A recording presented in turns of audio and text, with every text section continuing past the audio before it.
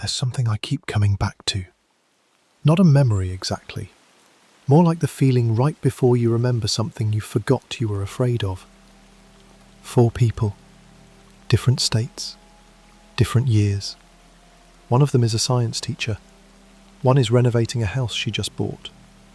One listens to radio frequencies in his spare bedroom at 2 a.m. One is a local reporter who started asking the wrong questions about a house on Dellwood Court. What they have in common is a board, and something that came through it. I read a lot of these. Most of them feel hollow. You can tell when someone is writing for attention, when the scary part was invented on the 3rd paragraph because the first 2 got boring. These didn't feel like that to me. These felt like people trying very hard to describe something that language wasn't built for. I'm not going to tell you they're real. I'm going to let you decide that yourself. Settle in. Turn the lights down if you haven't already. The first one starts like this. I used the board at 14. I am 31 now. I have not slept a full night since.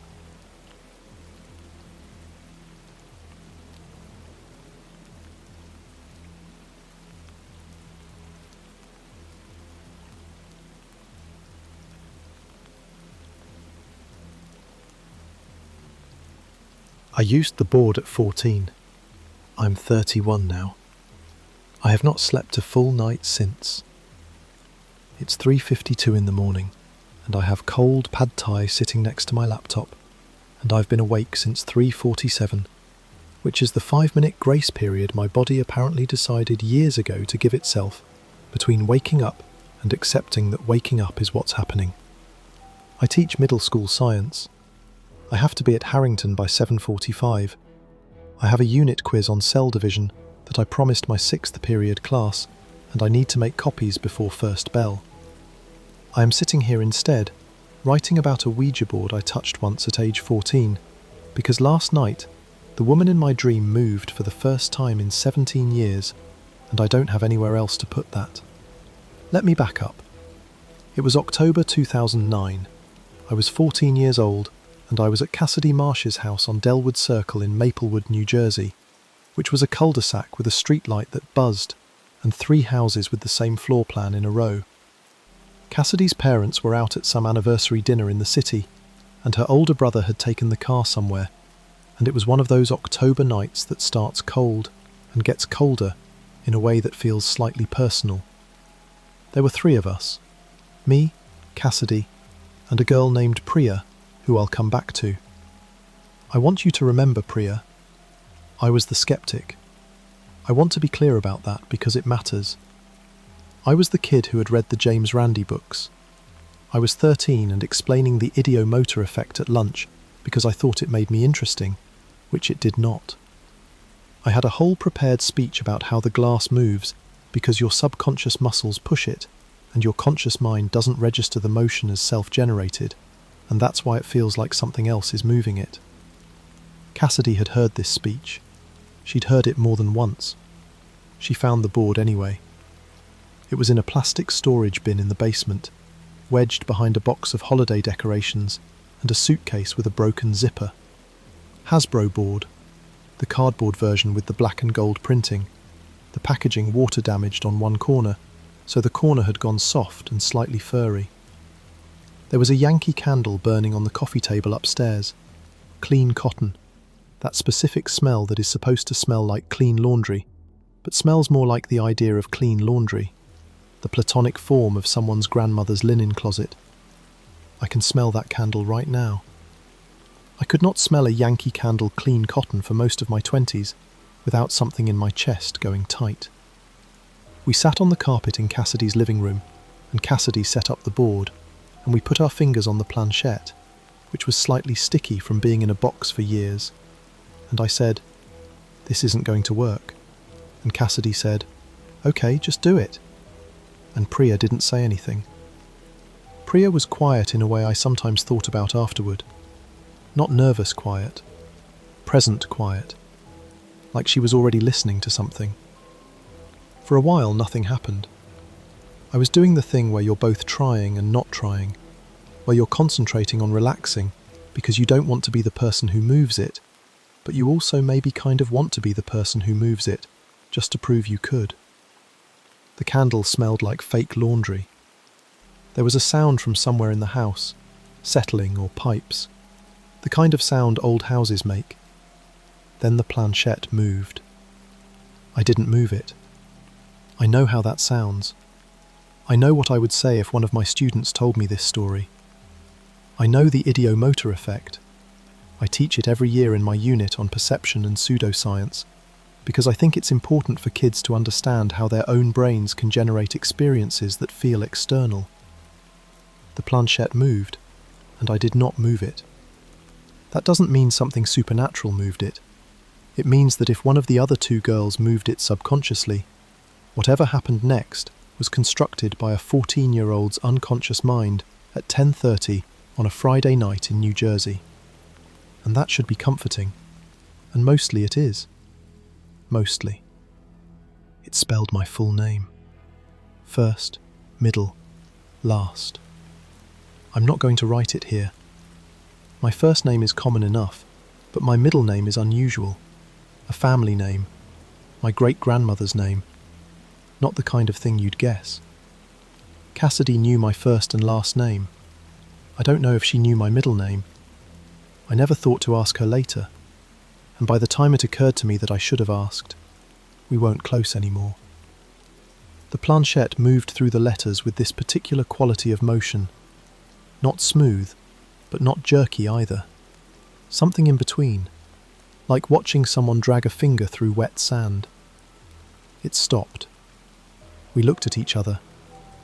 Cassidy asked if there was anyone there. The planchette moved to yes.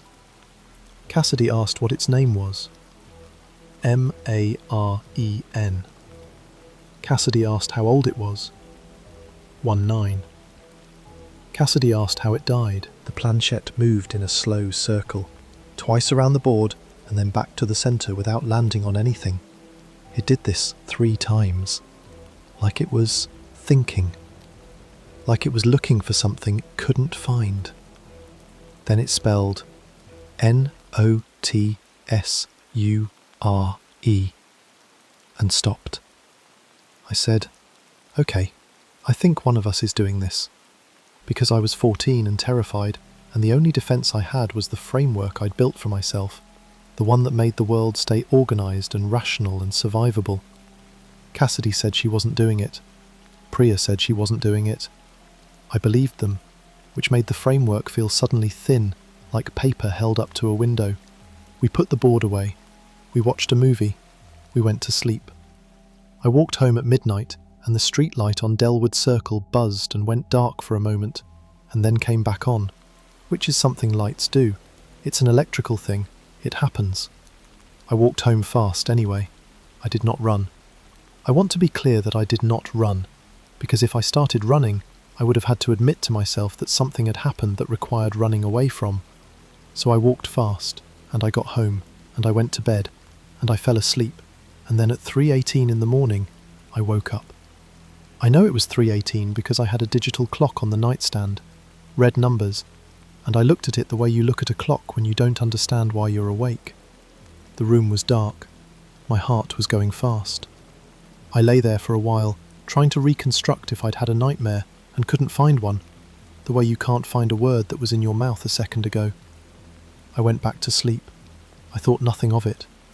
The first dream was 2 weeks later. It was a room. That's the only way I know how to describe it at first, before I started cataloguing the specific pieces, which took years. It was a room, assembled from parts of real places, but combined wrong, the way rooms are in dreams. The window was from my grandmother's house in Brick Township, the kind with the white aluminium frame and the pull-down shade that always stuck halfway. The floor was the floor of the elementary school I'd gone to before we moved to Maplewood, that specific shade of institutional tile, the colour somewhere between green and grey that I have never seen in any other context. The ceiling was too high. Not impossibly high, not horror movie high, just a few feet too high.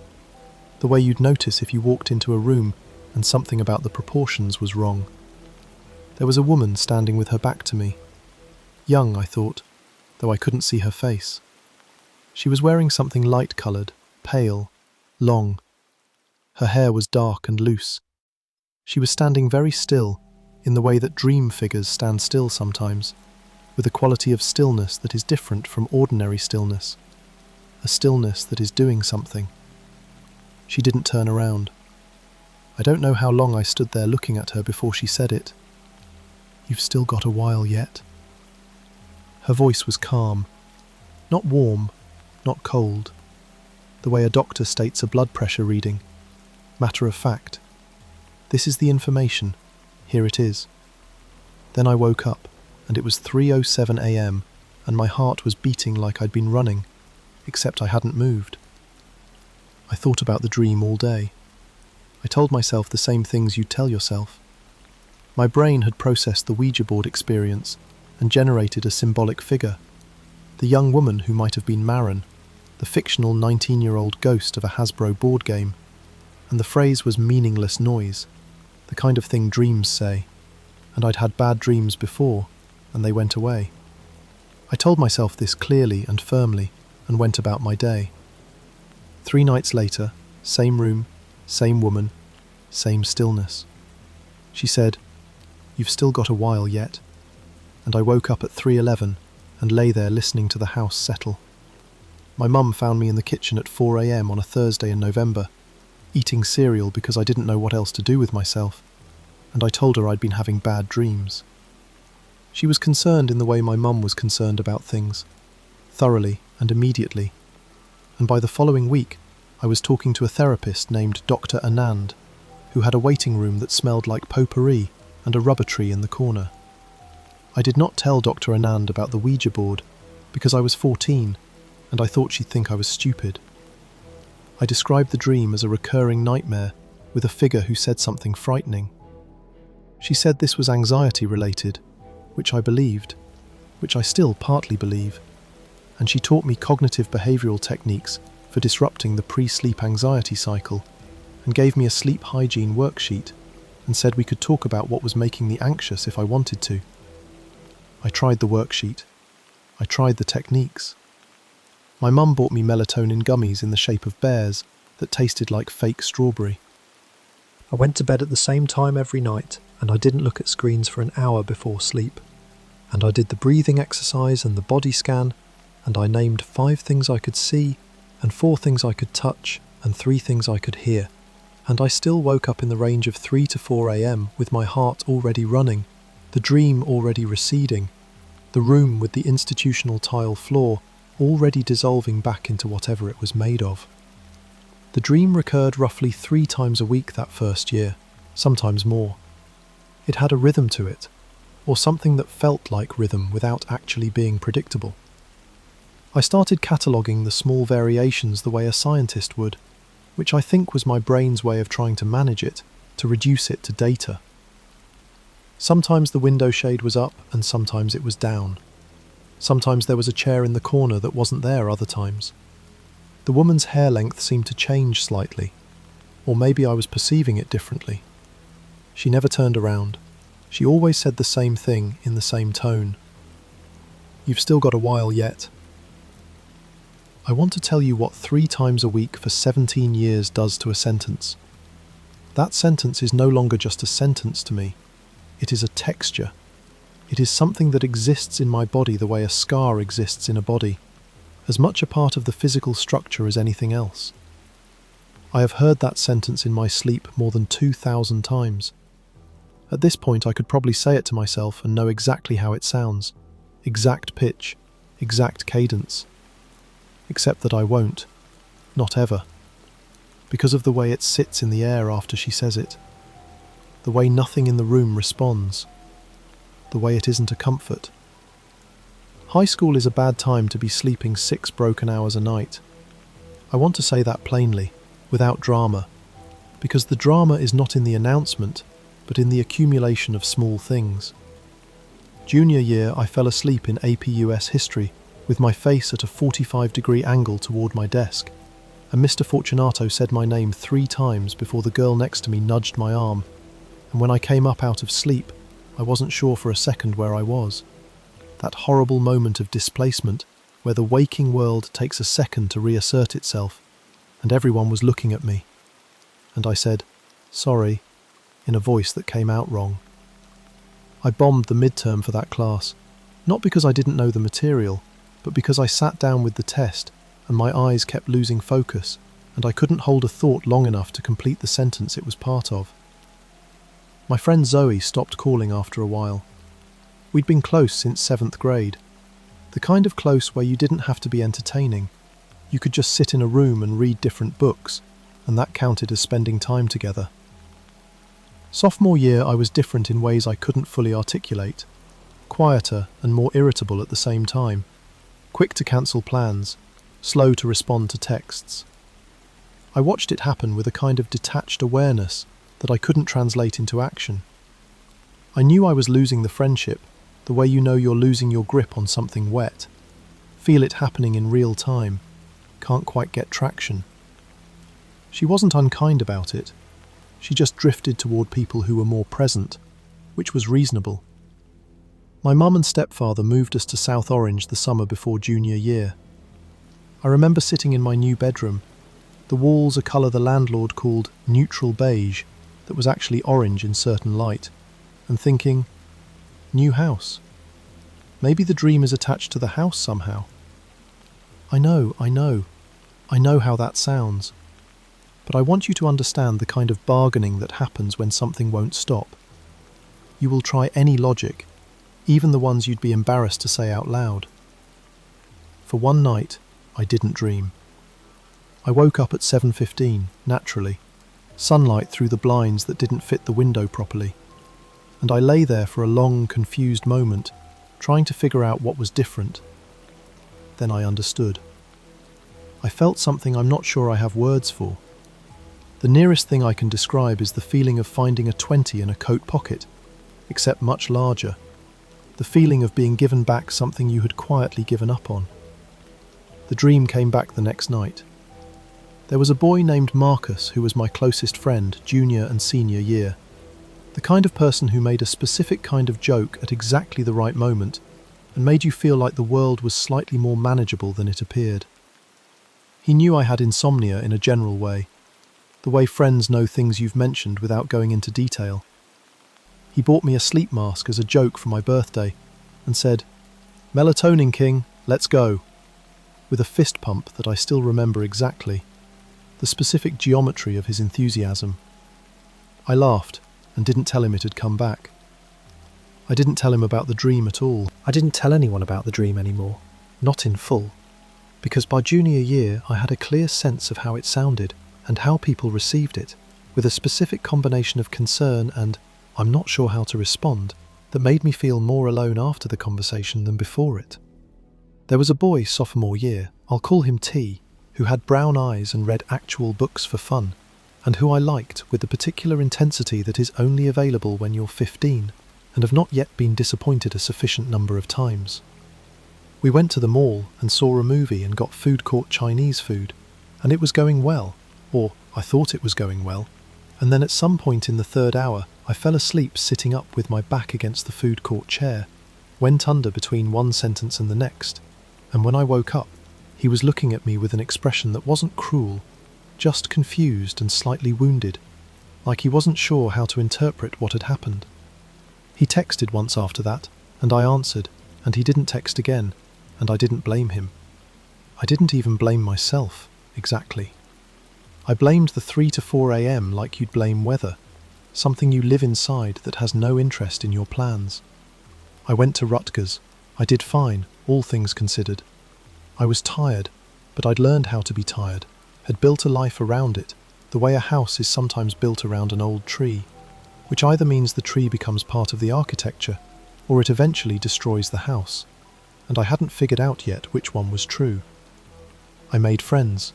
I had 2 relationships, one in freshman year that lasted 5 months and ended for reasons unrelated to sleep, one in junior year that lasted 8 months and ended partly because of it. I graduated with a 3.1 GPA, which I think of as a 3.1 GPA earned on roughly 2/3 of a person's available energy. which means in some parallel universe where I slept normally, I had the grades for graduate school in something. I don't spend a lot of time in that parallel universe. Edinburgh happened because a professor mentioned the study abroad program in passing, and I thought, different continent, different hemisphere of the night. I had not stopped trying logic, even at 22, even the ones I was embarrassed by. I flew into Edinburgh on a grey morning in September, and the city smelled like stone and rain, and something else I couldn't identify, some specific quality of cold air that felt older than cold air in New Jersey. I found my flat, met my flatmates, went to bed early because of the time difference, and woke up at 8:15 a.m. Greenwich Mean Time, which is 3:15 a.m. Eastern Standard Time, and the woman was standing in the room with her back to me, and the window shade was down, and she said what she always said. I lay in my new bed in my new flat in Scotland, and looked at the ceiling, and felt the kind of laughter that is a very thin skin over something else. Of course it was on my internal clock. Of course it didn't care about geography. Of course. I started writing it down in Edinburgh. I'd tried before, but the journal never stuck because writing it down meant looking at it directly, in a way I generally avoided. In Edinburgh it was different, maybe because I was far from home, and the distance made it feel like data rather than catastrophe. I bought a small black notebook from a stationery shop on Nicholson Street, and I wrote the date and time, and what the room had looked like, and whether the chair was there, and what she'd said, which was always the same thing, which I started abbreviating after a few weeks as YSGHAW, because writing the whole sentence felt like inviting it. I kept the notebook inside a larger notebook so my flatmates wouldn't find it. In Edinburgh, I tried sleeping in shifts. This was practical lunacy, but I want you to understand the reasoning, which was entirely coherent at the time. If I woke up at 8 a.m. anyway, I could build my schedule around it. Sleep 11 to 2:45, alarm, get up, stay awake for an hour and a half, watch the street from the window, do readings, make tea. Back to sleep at 4:15, get up at 7:30 for class. This way, I was awake through the critical window. The dream had nowhere to happen. This worked for 4 days. I want to be clear about what worked means. It meant I was awake at 3 a.m, staring out a window in Edinburgh, watching the empty street with a mug of tea going cold. And it meant the dream didn't happen during those 4 days. What it also meant was that by the end of 3 weeks, I looked like someone had removed about 30% of my substance, like a photocopy of a photocopy. My concentration was a wet napkin. I cried in the library on a Tuesday for no specific reason. My body stopped finding food interesting. My flatmate Emma said, "Are you okay?" one morning in the kitchen, and I said yes, and she said, "You don't look okay." And I said I had insomnia, and she said she was sorry and handed me a digestive biscuit. And that small kindness, the single biscuit passed from one hand to another, made me have to turn toward the window for a moment. I stopped the split-shift schedule. I let the dream happen. I went back to what passes for normal. When I got back from Edinburgh, I moved to Astoria, Queens, a second-floor apartment on 34th Avenue, with windows that faced a brick wall and a radiator that clanged in winter like someone testing it with a wrench. My roommate was a dental hygienist I found on Craigslist named Carmen, who was perfectly pleasant and who I barely knew in 2 years of living together, because I was never quite all the way there. Then to a studio in Kips Bay, Manhattan, 800 square feet with a kitchen that was really a wall with appliances that I lived in for 14 months. To a shared place in Crown Heights with 2 people I knew from college, a ground-floor apartment that smelled faintly of old carpet, where I slept on a mattress on the floor for 3 months before I bought a bed frame.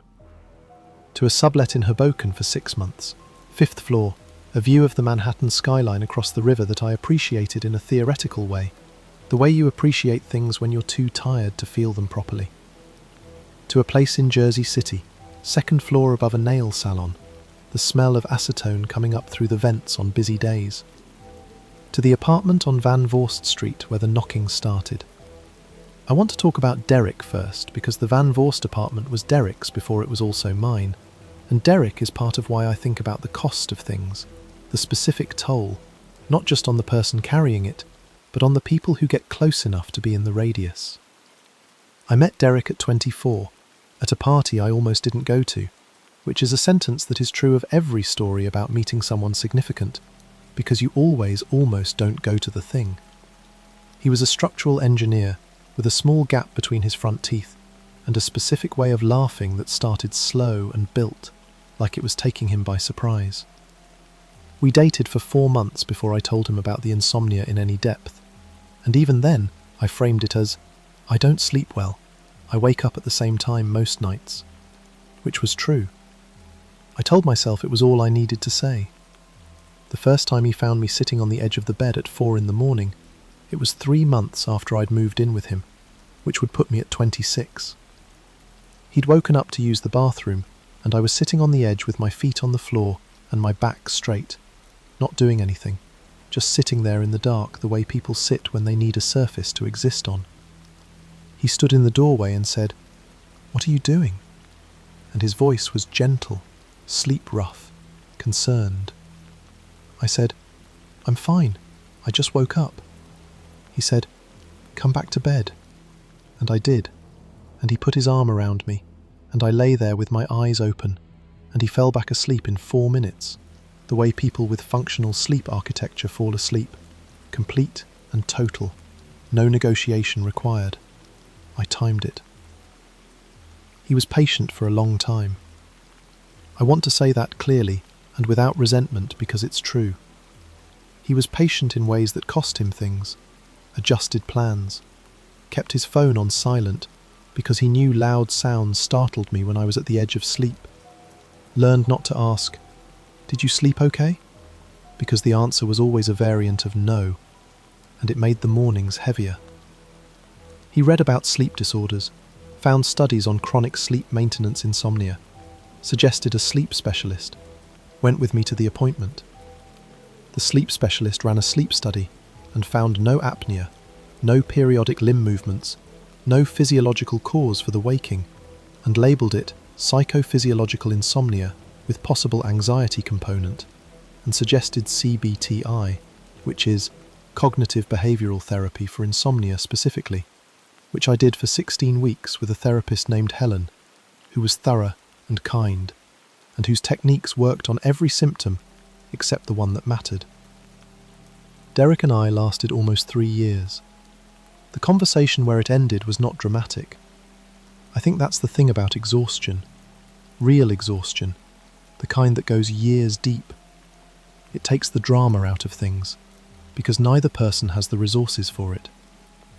We were sitting in the kitchen on a Sunday morning, and he was holding his coffee mug with both hands, and he said, "I don't think you're ever going to get better, and I don't think you are either, and I'm trying to understand if I can do this forever, and I don't think I can." He didn't say it cruelly. He said it the way you say something you've been turning over for a long time and have finally decided to stop turning over. I said I understood. I did understand. I am sitting at my kitchen table at 4 a.m, eating cold pad thai, and I understand it more than I did then. The year I was 25, I was teaching at a middle school in Newark, my second year, and I fell asleep in my classroom prep period for 40 minutes. Woke up when a student from my next class knocked on the open door. The student was 11 years old and said, "Ms." in a very small voice, and I came up from sleep with my hand grabbing the edge of my desk and my heart at a sprint, and knocked a stack of graded quizzes onto the floor.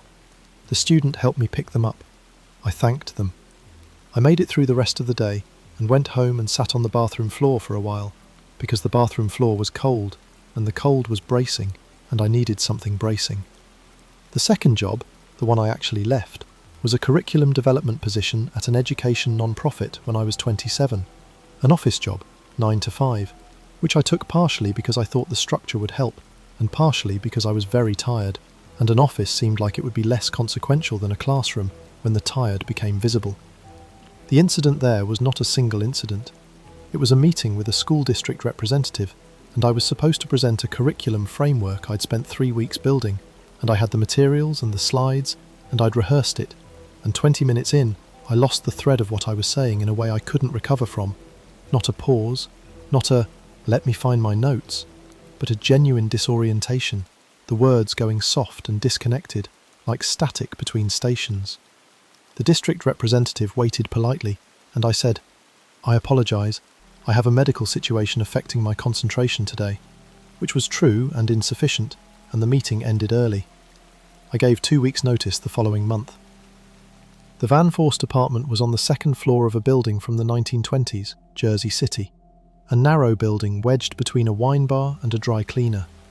The bedroom was at the back of the apartment, which I had chosen for quiet, the window facing a small interior courtyard where no one ever seemed to go. The headboard of my bed was against the east wall. I had painted the walls a colour I picked from a Farrow and Ball card called Elephant's Breath, which is a real paint colour, a kind of warm grey, and I had a rug I'd carried through 4 apartments because I liked its weight and pattern, navy and cream. It was the nicest apartment I'd ever lived in alone. I was 27. The knocking started 6 weeks after I moved in. 3 knocks. Not loud, not soft, deliberate, evenly spaced. From the wall behind the headboard, from within it or behind it, impossible to tell which. The first night I lay there and thought, pipes, old building. The knocking happened at 3:17. It did not repeat. I went back to sleep. The second night it happened at 3:42. 3 knocks, same wall. The third night at 3:31. I called my building manager, who sent a maintenance guy who came in the day and tapped around the wall and said it was probably the pipes and wrote something down on a clipboard. The knocking continued. I called Terminix, and a man named Dave came and looked inside the wall cavity in the closet and found nothing. I explained that the knocking was time-specific, always 3 to 4 a.m, and he said it was probably thermal expansion, buildings expanding and contracting as temperatures changed. I told him that temperature-related expansion would track with the coldest part of the night, or with temperature swings, not with a specific clock window. He looked at me for a moment and then wrote something on his clipboard. I don't know what he wrote. I moved the bed away from the east wall. I put it against the north wall instead, headboard toward the window. The knocking came from the north wall. I moved the bed to the centre of the room. I bought furniture pads and slid it across the floor and made it up in the middle of the room, which looked ridiculous, the way a boat looks ridiculous when it's out of water. Everything about it designed for a context it's not in. The knocking came from the floor. I don't know how to explain what it's like to lie in the dark, waiting for 3 knocks that you know are coming. People say anticipatory anxiety, and that's accurate as far as it goes, but it doesn't describe the texture of it, which is specific and exhausting. Imagine being told every night that at some point between 3 and 4 in the morning, someone will knock 3 times, and you won't know where it's coming from. And then imagine lying down and putting the blanket up and trying to sleep knowing that. The sleep is poisoned in both directions, forward and backward, tainted by the knowing. I started staying awake until 3:30 sometimes, which meant I was awake waiting instead of asleep waiting, which is somehow slightly better in a way I can't fully justify. I moved out of the Van Voorst apartment after 11 months. I told myself it was for financial reasons, which was partly true. I moved to a floor-through in Montclair, smaller but quieter, a 3rd-floor apartment with good windows and a landlord who answered maintenance requests within a day. The knocking did not follow me to Montclair. I waited for it every night for the first 3 months, and it didn't come. I told myself it had been the building. Pipes, thermal expansion, pest activity.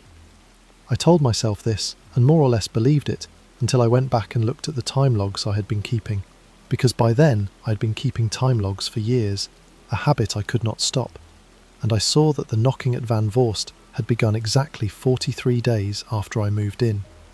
Exactly the same window as the dream's recurrence after Edinburgh. I don't know what to do with that. I am telling you I don't know what to do with that because I don't. I was 29 when I drove back to Maplewood.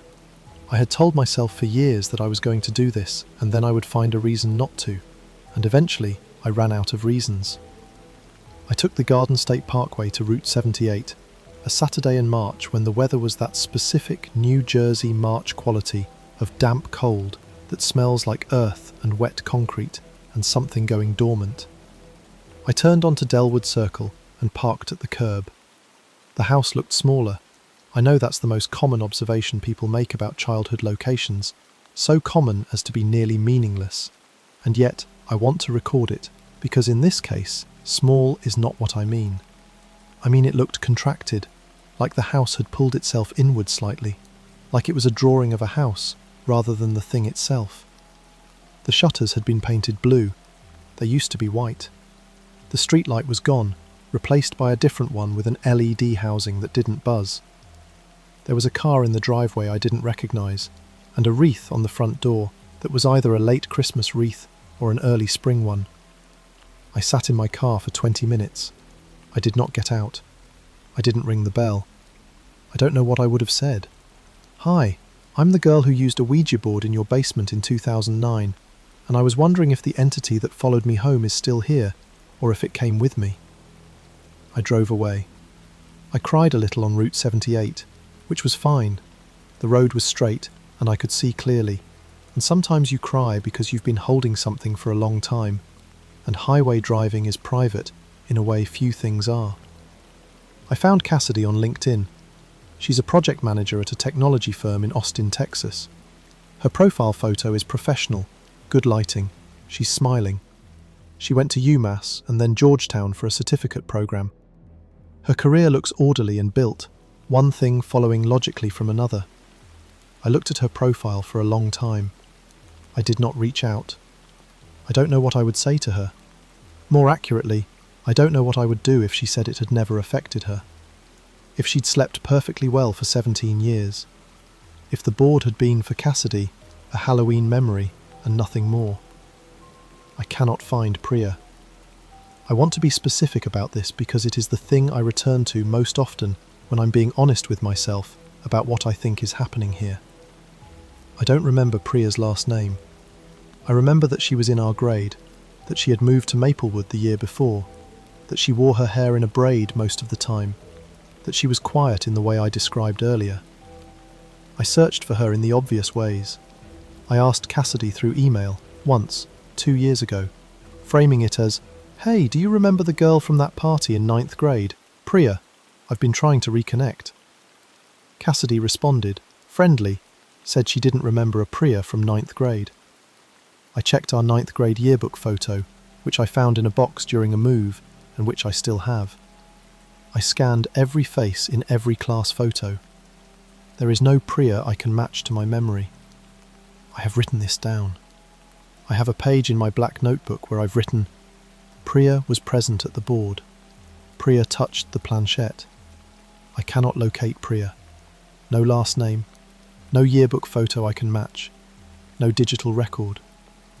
I have written these sentences and then sat with them, and I want to tell you that there is a rational explanation, and there might be. There very well might be, and I would very much like to hear it. Memory is unreliable.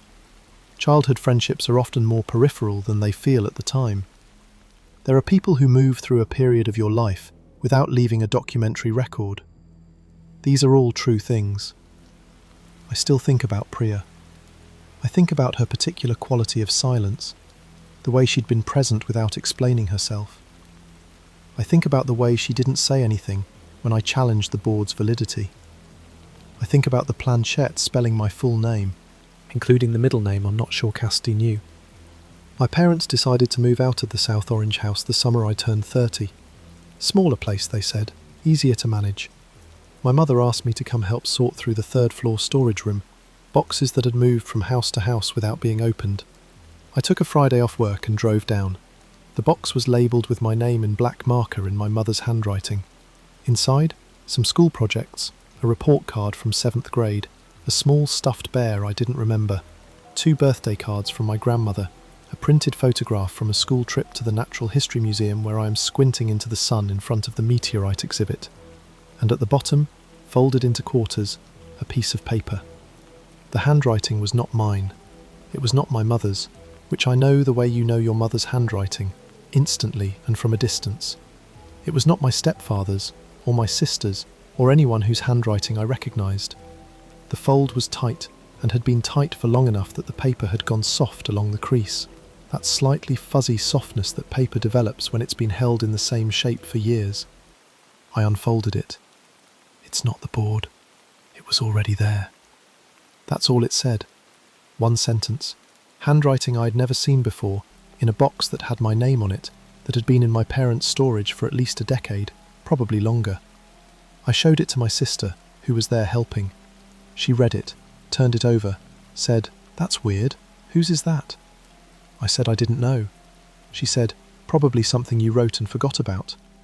I said the handwriting wasn't mine. She said, "It kind of looks like it could be," and made the face people make when they're looking for a category to put something in, and the obvious category keeps not fitting. Then my mother called from downstairs, and my sister went down, and I stood in the storage room holding the piece of paper. I put it in my wallet. I still have it in my wallet. I have opened it perhaps 100 times in the year since I found it. The fold is softer now, the paper thinning at the crease. I can unfold it one-handed, the way you can only do something that you have done many times. The handwriting has not changed. The sentence has not changed. I keep looking at it, the way you look at a thing that should have stopped being disturbing by now. It's not the board. It was already there. I teach the idiomotor effect every year to my 6th graders. I am a good teacher. I think that's not arrogance. I think it's accurate. I am a careful and engaged science teacher, and I care genuinely about the kids understanding not just what things are, but how we know what things are, the epistemology of science, how certainty is built and maintained.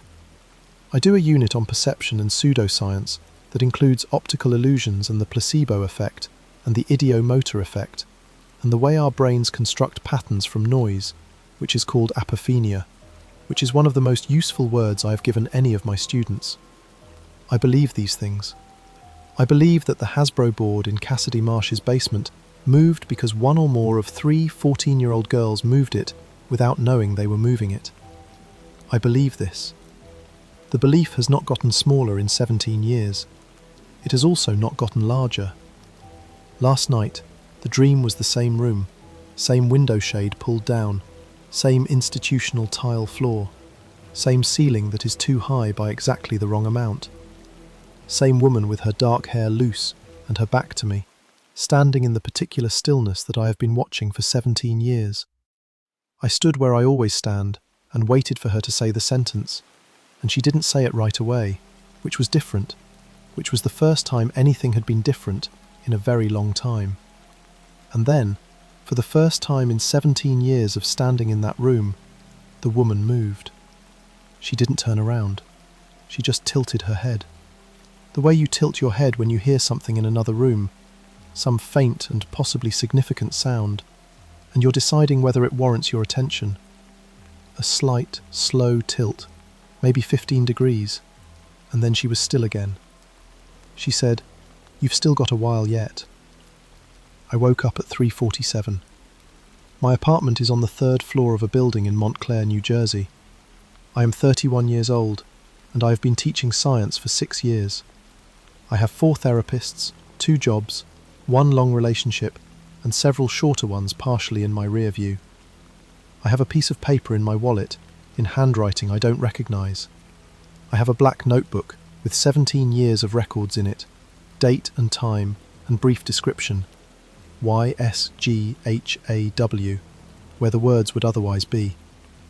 I have a friend named Marcus, I still talk to sometimes, who is married now with a kid, who still sends me a fist pump emoji when he thinks I need one, who doesn't know any of this. The pad thai is cold, and I'm eating it anyway. It's almost 4:30. I have cell division quizzes to copy before first bell, and I will do that. I will make the copies and teach the class and answer the questions with the patience and specificity that the questions deserve. Because the kids deserve a teacher who shows up, and I am, whatever else is true about me, someone who shows up. I think about what "a while yet" means from inside the body of a 31-year-old who has been hearing it since she was 14. I was 14 when the woman said it the first time. At 14, a while yet is a horizon so far out, it barely registers as a real place.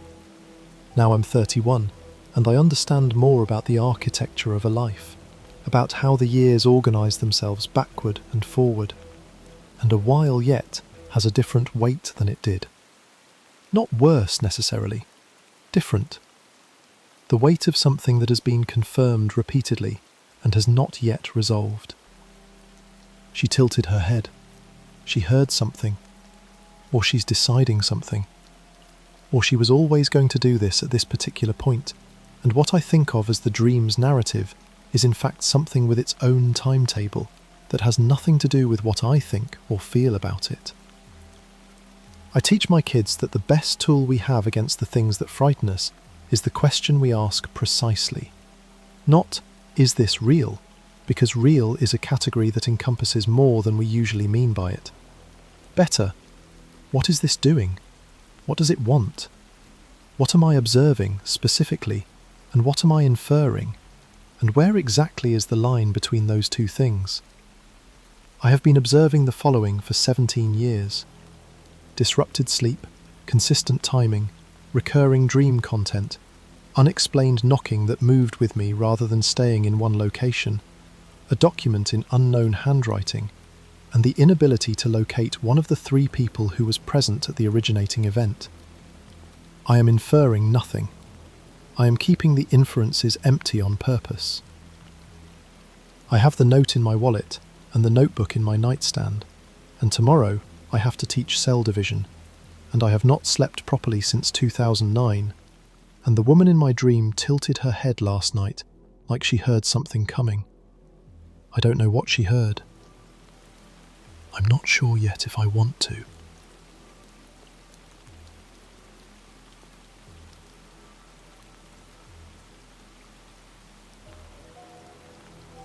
We found a Ouija board hidden inside the wall when we renovated. The previous owner left no note, just a name. The house cost us $287,000, which was $40,000 under asking, which should have told us something. It didn't. We were 34 years old and tired of renting, and had done the math on the neighbourhood 11 times in a spreadsheet I kept on my laptop, with tabs for mortgage scenarios and property tax projections, and a separate column I'd labelled Intangibles, which I never actually filled in. I work in marketing. I live in spreadsheets. The intangibles column staying blank felt like optimism at the time. The sellers were a couple from Scottsdale, a Vance and Deborah Hollis, who had inherited the place from Deborah's uncle and had never lived there, never visited it as far as we could tell, and who signed everything electronically and were done with us before we'd even toured the property a second time. Our realtor, a woman named Karen who wore statement scarves and used the word charming so often it had lost all meaning, told us the Hollis family had received 2 other offers.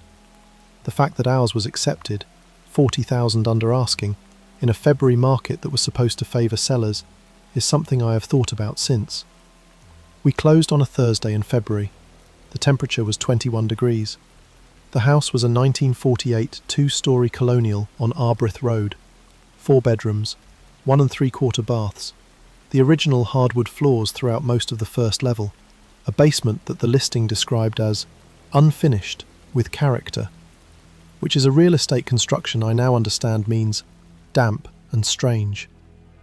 The elm tree in the backyard was enormous, the kind of tree that takes 60 or 70 years to grow to that size, which meant it was nearly as old as the house. Danny said it was one of the reasons she wanted the place.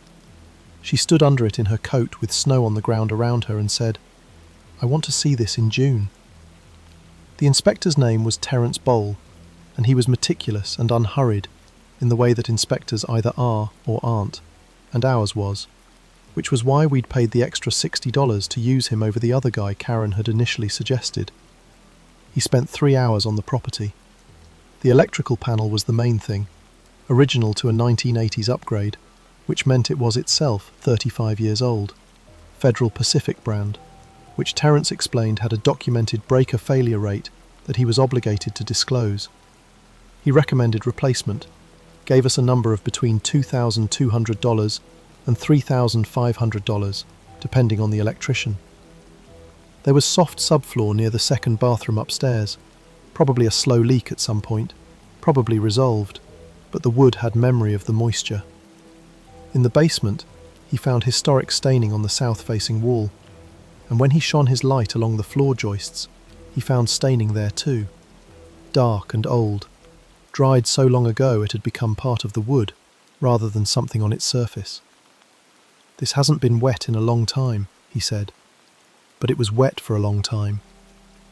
We negotiated those repairs into the price and landed at $287,000. I updated the spreadsheet. The first night we slept in the house, we slept on an air mattress in the master bedroom because our furniture wasn't arriving for 3 days. We had 2 sleeping bags layered over us and a battery lantern on the floor because the overhead light fixture was a bare bulb situation that Danny refused to sleep under. Lily, our daughter, who was 7 then and had strong opinions about everything, had declared the move an adventure and was asleep in her sleeping bag in her chosen room before 9 o'clock. Danny fell asleep quickly. I lay awake for a while, which is normal for me in a new space, and I listened to the house. A 1948 house has a specific vocabulary of sound. The heat register knocked when the furnace cycled on. The windows, single pane in most of the rooms, had a faint harmonic when the wind came from the north. Not quite a whistle, more like the resonant hum of something being held under pressure.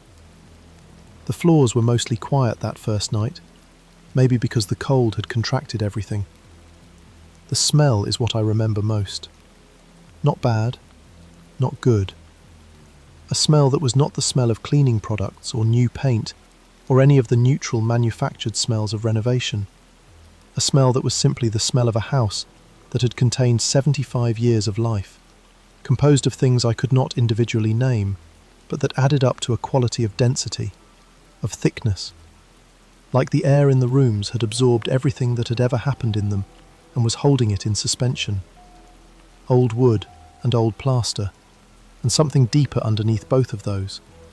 Something I can only describe as the smell of time compressed. I lay there and looked at the ceiling and felt a specific feeling I didn't have language for that night, and that I've tried to name since, which was not fear, and was not excitement, and was not the particular anxiety of new home ownership, but something beneath all of those, something instinctive, a sense of having entered into a pre-existing arrangement without having read the terms. I told myself it was the cost of the spreadsheet, not enough room in the intangibles column. Mike Pellegrino came recommended by Gerald Faber, who lives in the grey ranch house directly to our left, our first neighbour. A man we met on our second walkthrough when he'd come out to his driveway to watch us examine the property, with the particular watchfulness of retired men who have appointed themselves custodians of their street.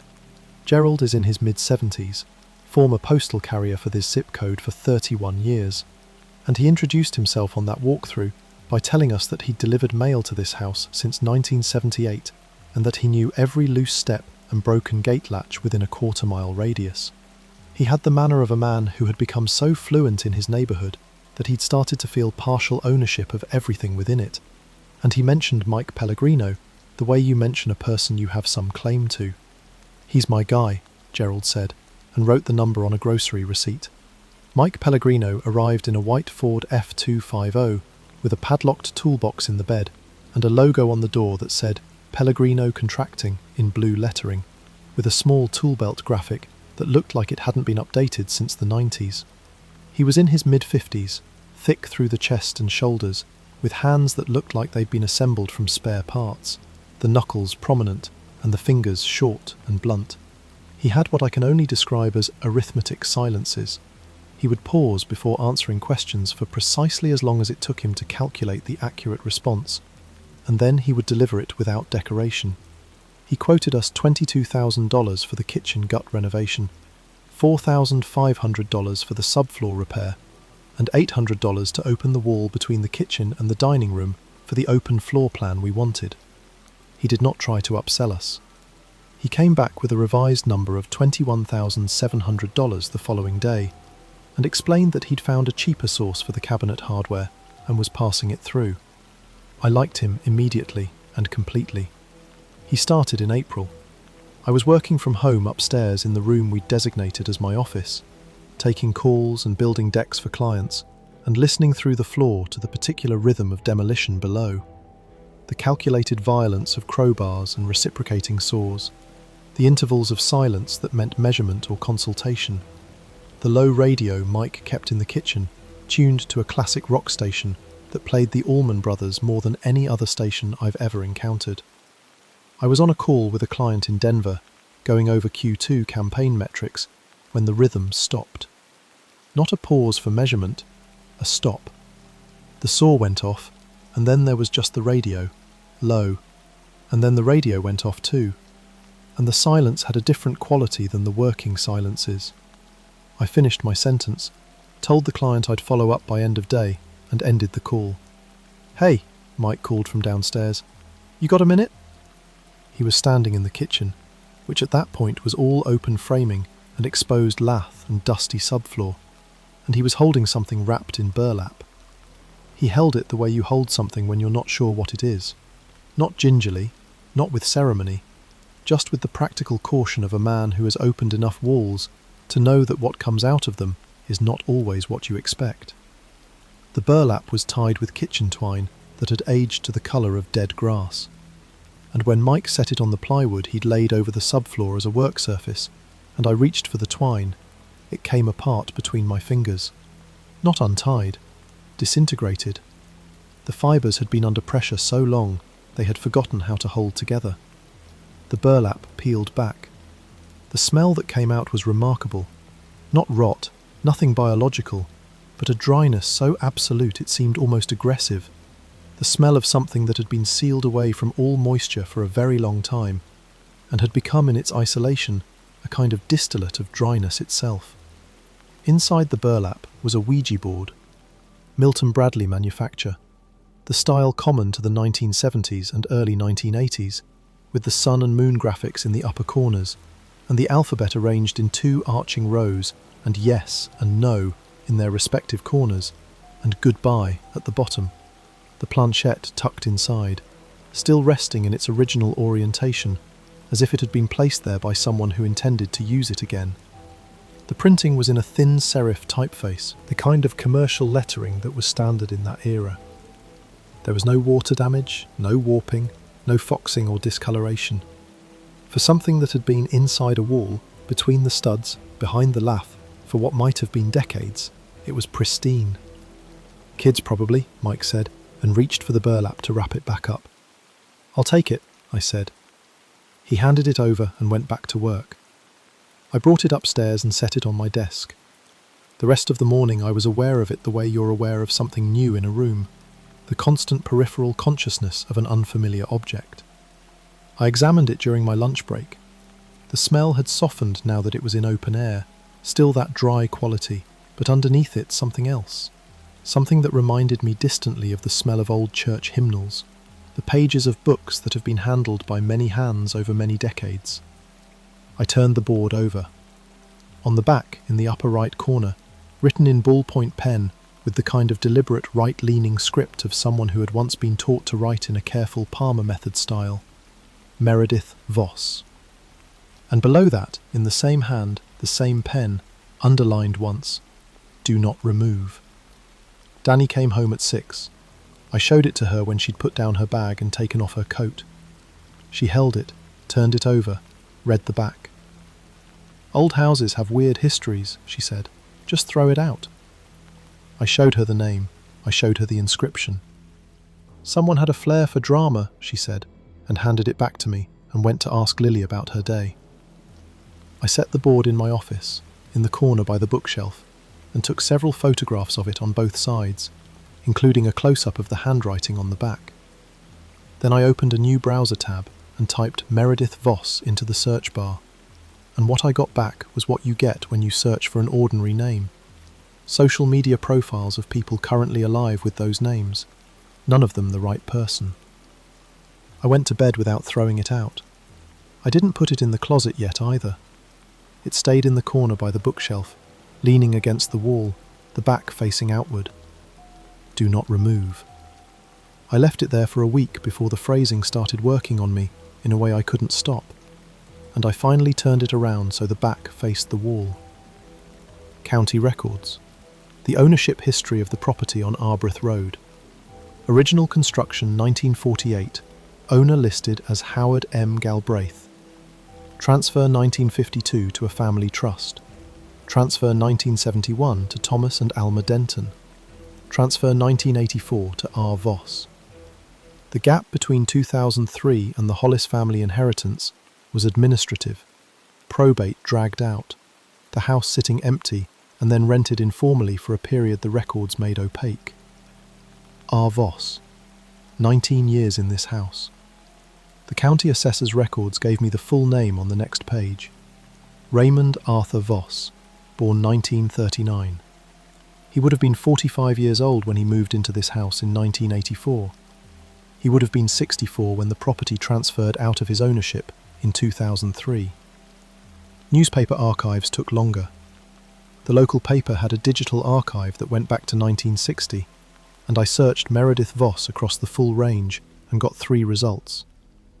The first was from 1987. A brief item on page B4 about the dedication of a community garden, listing the volunteer committee members. Meredith Voss was 3rd on the list. The second was from 1991, an attendance list from a school board meeting, the kind of boilerplate that local papers used to run in full as a matter of civic record. Meredith Voss, present. The third I'll come back to. After 1993, nothing. No obituary, no wedding announcement, no arrest record, no legal notice, no letter to the editor, nothing. Raymond Voss's obituary ran in June 2003. It was 8 sentences long. He had worked as an accountant for a regional firm for 31 years. He was a member of the local Rotary Club. He enjoyed woodworking and gardening. He was survived by a son, Daniel, currently residing in Portland, Oregon. No wife, no daughter. I read the sentence about Daniel in Portland 3 times. Not because it was alarming, not because I knew yet what it meant. I read it 3 times because something in the arithmetic of it didn't resolve, the way a calculation that should come out clean keeps producing a remainder. A man who lived in a house for 19 years, and on the back of a board in the wall of that house was a name that was not the name of his son, and in his obituary that name did not appear. Gerald Faber was at his mailbox on a Thursday in May when I was coming back from a run. He had a padded envelope from his daughter in Phoenix. We talked for a few minutes about Mike Pellegrino's workmanship, which Gerald discussed with proprietary pride. And then there was a silence of the arithmetic type, and I said, as casually as I could manage, that I'd been looking into the previous owners. The Voss family, I said. Another arithmetic pause, longer than the renovation ones. Raymond Voss, he said. He was here when I moved in. Quiet man. You'd see him in the yard sometimes. Did you know he had a daughter? Gerald looked at the mailbox rather than at me. I knew there was a daughter. She had some trouble. The man I bought from, not Raymond, the man who was in my house before me, he mentioned it. Said she'd had some trouble. What kind of trouble? Gerald looked up from the mailbox. He was not evasive, exactly. He was the way people are when they are being careful with a thing they don't fully understand. She was in the house for a while after the father moved. Or maybe while he was still there. I don't know the sequence of it. And then she wasn't. She wasn't, I repeated. She was here, and then she wasn't, Gerald said. That's what I know. He looked at the padded envelope from Phoenix. My daughter made something. She makes things. He said this with the warm distraction of a man who has decided the conversation is over, and he went inside. I paid $47 for access to a state death records database. I searched Meredith Voss. I searched Meredith Ann Voss, the full name I found later. I searched variations of the spelling. I searched the period from 1985 to 2010. No results. Meredith Voss did not appear in the state death records for that 25-year period. This is one of those findings that seems, on its face, like good news. She's not dead, until you sit with it long enough to understand that the absence of a death record is not the same as evidence of life. I tried ancestry sites next. One of them had a Meredith Ann Voss, born 1961, in this state. No death record, no marriage record, no children listed. The profile was sparse, the kind that exists because someone built a family tree that touched her tangentially, and no one had fleshed her out because there wasn't anything there to flesh out. The genealogy site also had yearbooks. The 1979 yearbook from Jefferson High School had been scanned and uploaded by a former student, and I scrolled through it until I found her. She was in the junior section, which meant she was born in 1961, as the record showed, 16 or 17 years old in the photograph, and she looked exactly like a girl who was 16 or 17 years old in 1979. A perm that was fashionable then, the kind of tight spiral curl that I associate entirely with that era. She was wearing a blouse with a small collar. She was not smiling with teeth, but her expression was not unhappy. It was the expression of a person who is not performing for the camera, who is simply present in front of it, patient, with thoughts behind her eyes that she wasn't especially interested in sharing. She looked ordinary. She looked like someone's daughter. The third result from the newspaper archive, July 1993. A letter to the editor, running in the community opinions section. The subject was construction work on Arbroath Road, a water main repair project that had apparently involved significant noise and lane closures for several weeks during the summer. The letter was 3 paragraphs long, written in a clear and grammatical style, measured in its tone, making the reasonable civic argument that residents on affected streets should receive advance notice of construction timelines. It was not an angry letter. It was not the letter of a disturbed person.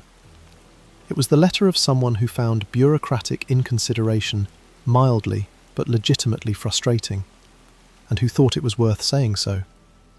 Signed, Meredith Voss. She had written a letter in 1993 about roadwork noise on the street where she lived, and then she was gone.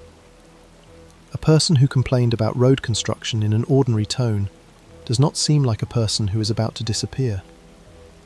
The renovation finished in June. The kitchen was beautiful, open to the dining room now, the wall gone, the new cabinetry in a sage green that Danny had agonised over for 3 weeks of paint samples. The countertops are white quartz that was impractical, and that we chose anyway because it was what the kitchen wanted. The subfloor was repaired. The electrical panel was replaced. I moved the board to the office closet. I put it on the high shelf, behind a box of files. I didn't tell Danny. She'd said to throw it out, and I told her I would. And instead, I'd photographed it and spent 4 months building a file on a woman named Meredith Voss. Lily had taken to the house completely. She had decorated her room with the methodical intensity of a 7-year-old who has very specific taste and unlimited faith in her own judgment. She ate breakfast at the new kitchen counter and announced it was the best kitchen she'd ever seen, which from a child who has seen approximately 4 kitchens remains one of the finer reviews the renovation received. The drawer I noticed first. The drawer to the left of the sink where we kept kitchen towels, which I had closed the previous night. I am specific about this because I'm the one who closes it. Danny always leaves it open a ½ inch and it bothers me, and I close it when I go to bed. Was open in the morning. Not the ½ inch that Danny leaves it. Fully open, the way it is when you're looking for something. The smell in the hallway. The upstairs hallway that ran between the bedrooms and the office is narrow, and the house's usual smell was present everywhere in the house except, sometimes, in the late evening, when I walked through the upstairs hallway, there was something else underneath it. The smell from the burlap, the compressed dryness, the old paper quality, the sense of a sealed thing that had been unsealed. I cannot tell you how many times I walked through that hallway and didn't smell it. I can tell you that when I did smell it, it was not subtle. Lily started asking to sleep with the light on in mid-July. She had slept without a nightlight since she was 5, which she had at that time considered a matter of great personal pride, the retiring of the nightlight a milestone she'd commemorated with what she called a ceremony. She'd been sleeping in the dark for 2 years. Now she wanted the light on. Danny bought her a small lamp with a dimmer switch and said nothing more about it, because Danny is practical about children in the way that practical people are. I asked Lily one morning when Danny was in the shower, and it was just the two of us at breakfast. "How come you want the light now, Bug?" She looked at her cereal. "I just don't like it dark right now." "Something scare you?" "No." She said this firmly, the way children say things when they want to close a line of questioning. Then, a moment later, "The room feels full." I put my coffee down. "Full how?" "Like someone else is in it." She said it with the matter-of-fact quality of a child reporting information about the physical world. Not frightened, not dramatic, just accurate, the way children sometimes are about things before they learn to be embarrassed about sounding crazy. "Like a person?" I asked. Lily considered this. "Like where a person was," she said, which is a distinction that a 7-year-old arrived at before I did, and which has stayed with me since. I told Danny that night. She was folding laundry and she listened, and she said, "She's 7, they all go through this." And she said it with the certainty of a woman who has made the rational determination of a thing. I did not push back, because I wanted her to be right. August. A man knocked on our door on a Saturday morning, mid to late 30s, with the combination of sunburn and professional cordiality of someone who spends time outdoors but not working outdoors. He introduced himself as Paul Denton. His mother lived 3 blocks over, on Brentwood. He'd grown up in this neighbourhood. "My grandparents owned your house," he said.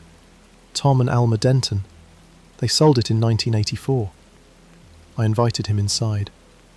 He stood in the entry with the particular stillness of someone standing inside a space they have a complicated relationship with, taking it in without quite looking at anything directly. He had a cardboard box under his arm. His grandmother had kept photographs. She was a documenter, had kept photos of every house the family had occupied, and there were photos of the interior of this house from the years 1970 through 1984. He showed me the house as it had been before us, and before the Voss family too. The kitchen in its original configuration, cramped and dark. The wall still up between kitchen and dining room. The floors before someone had put carpet over them in the late 80s. Lily's room with floral wallpaper he said his grandmother had put up in 1973. I showed him the kitchen renovation. He stood in the new open space and said, "This is really nice," with a sincerity that seemed to be about something more than the renovation. He was at the door to leave when he stopped. He had one hand on the doorframe and he turned back, and his face had changed. The pleasant professional cordiality had shifted into something more careful. "Did you find anything when you opened the walls?" I told him yes. I described the burlap wrapping, the crumbled twine, the board inside. I described the inscription on the back. Paul Denton went still in a way that was different from his earlier stillness. This was the stillness of a person who has received a piece of information they have been adjacent to for a long time, without having it confirmed. "My grandmother always said not to touch that," he said. He was looking at the floor between us rather than at me. "She said the lady asked her not to touch it. When they bought the house, before they moved in, someone came to the door. She said to not go into the walls, not to touch what was in there." "The lady," I said. "Not by name?" He looked up. "My grandmother called her the lady. I don't know if she remembered the name." He paused. "My grandmother is 91. She's in memory care in Columbus. I don't know how much she remembers about anything." He left. I stood in the kitchen and thought about a woman who had gone to the door of a house that was not her house to tell the new owners not to disturb something inside the wall. The year the Dentons bought the house was 1971. Meredith Voss was 10 years old in 1971. A 10-year-old girl did not go to any door to deliver any instruction, which meant the instruction predated Meredith Voss's name on the board, or the board had been placed in the wall during the Denton years, not before, or I had the sequence wrong in a way that made everything else wrong too. The memory care facility in Columbus was called Clearview Gardens. I drove there on a Tuesday in early September. The building smelled of cafeteria food from whatever lunch had recently been served, and beneath that, the specific cleaning product smell that institutional buildings accrue. In the common room, 4 residents were assembled around a folding table with a jigsaw puzzle of a lighthouse on a rocky coast. Alma Denton was 88 pounds, possibly less, bird-boned. Her hands in her lap were mapped with veins that rose off the skin like topographical features. She had good eyes, alert, the kind of eyes that take in information and sort it, and she was mostly present. A staff member introduced me as a friend of Paul's, which was close enough to true. I sat across from Alma Denton in 2 chairs by the window that looked onto a small courtyard with a dormant garden, and she looked at me with the alert eyes for a moment, and then said, in a voice that was thin but precise, "You're in the house." Not a question. "Yes," I said. "On Arbroath Road. My wife and I bought it. We have a daughter." She nodded once. "I wanted to ask you about the house," I said. "About what was in the wall." Alma Denton's hands in her lap went still in a way that was different from their resting stillness. "Did you leave it there?" she said. "We took it out when we opened the wall." "Oh," she said. There was a silence. At the puzzle table across the room, someone fitted a piece correctly and made a quiet sound of satisfaction. "Paul said you knew about it," I said. "That someone came to the door." "She came the day before we moved in," Alma said. "We were doing a walkthrough. My husband Tom was there. She knocked on the door." Her voice was recitative, the quality of a person reciting something they have told themselves many times over many years, a story they have worn smooth with repetition. "She said she needed to tell us something about the house. Tom thought she was a neighbour. She said, 'Don't take anything out of the walls. Don't move what's in the walls. Don't remove what's been placed there.'" "What did you say?" "Tom said we hadn't bought a house full of garbage, and she said it wasn't garbage. And Tom said, 'Thank you for your concern,' which was what Tom said when he was done talking to someone." A pause. I walked her to the door. I asked her what it was. What was in the walls? What did she say? Alma Denton's good, alert eyes found mine. She said it was a name. Just a name. She said she'd put her name in the wall to keep something close to it. Something she'd been keeping. A long pause that I did not fill. She said she wasn't well. Those were her words. She said, "I'm not well, and I need it to stay there while I'm not well. And if she got well, she'd come back for it. She wanted us to leave it. My husband thought she was disturbed." "What did you think?" I said. Alma Denton looked at her hands for a moment. Then, "I thought she was keeping something from getting out." The jigsaw puzzle across the room made another quiet sound of completion. "Did she come back?" I said. "Did she ever come back for it?" Alma Denton's hands were still in her lap. "No," she said. "She never came back." I drove home on a Tuesday afternoon with the fall light coming through the windshield at the low angle that fall light comes from, the angle that makes everything look more serious than it did in summer. I did not listen to the radio. I ran the conversation in a loop, the way I run numbers in a loop when an account doesn't balance, looking for the resolution. A woman who had been in the house before the Dentons bought it in 1971. A woman who came to the door with a specific and earnest request, who said she was not well, who put her name on a board and sealed it in a wall and asked the new owners to leave it. The Dentons moved in 1971. Meredith Voss was born in 1961. The woman at the door could not have been Meredith Voss in 1971. Meredith Voss was 10 years old. But the name on the back of the board was written in an adult hand, a woman's hand, and the name below it was not a child's writing, not the spelling of something a child was leaving behind as a game. Do not remove.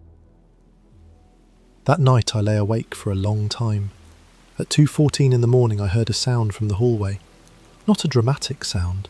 The small sound of a foot on the floor. The hesitation of a person who is moving carefully in darkness.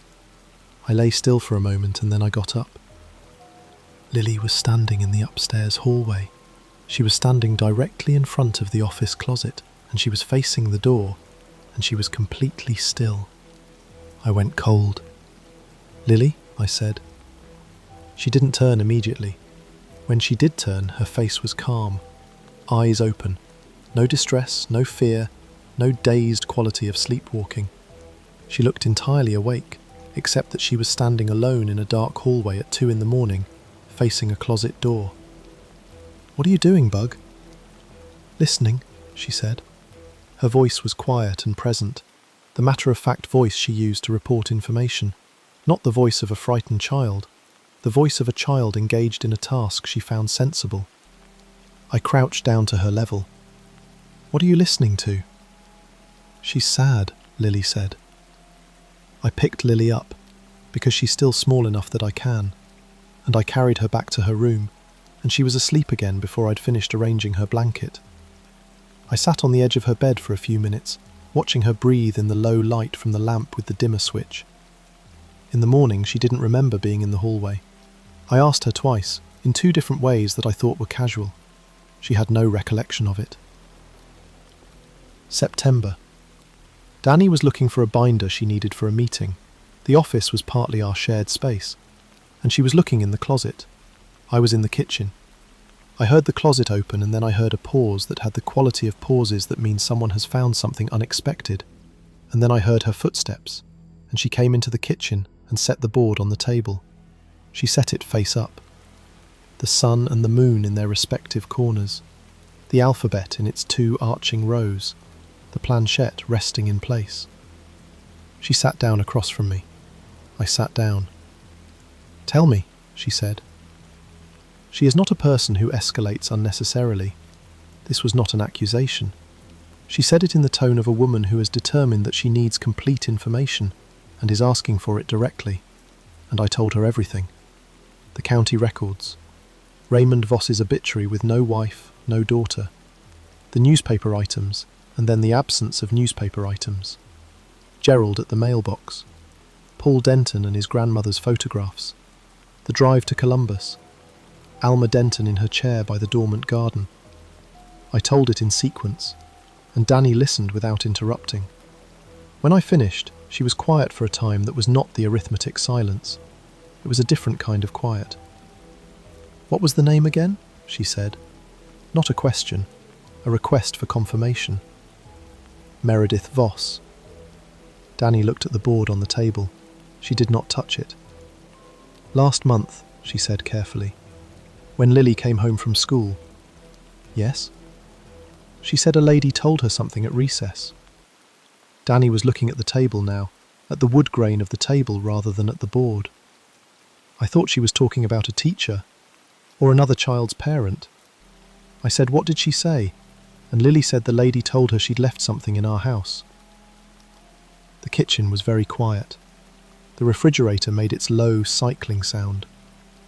"The lady on the playground," Danny said. "That's how Lily said it. The lady on the playground said she left something in our house. She said not to be scared because it was just her name." My hands were flat on the table. I was aware of them. "I didn't tell you," Danny said. "I thought Lily had an imaginary friend, or was retelling something she'd heard on television. I thought it was nothing." "When in September?" "First week, before she started asking to sleep with the light on." Danny looked up at me.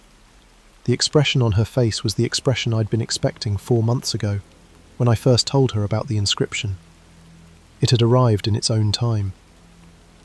"A lady told Lily at recess that she'd left something in our house, and not to be scared because it was just her name." We sat with that for a while.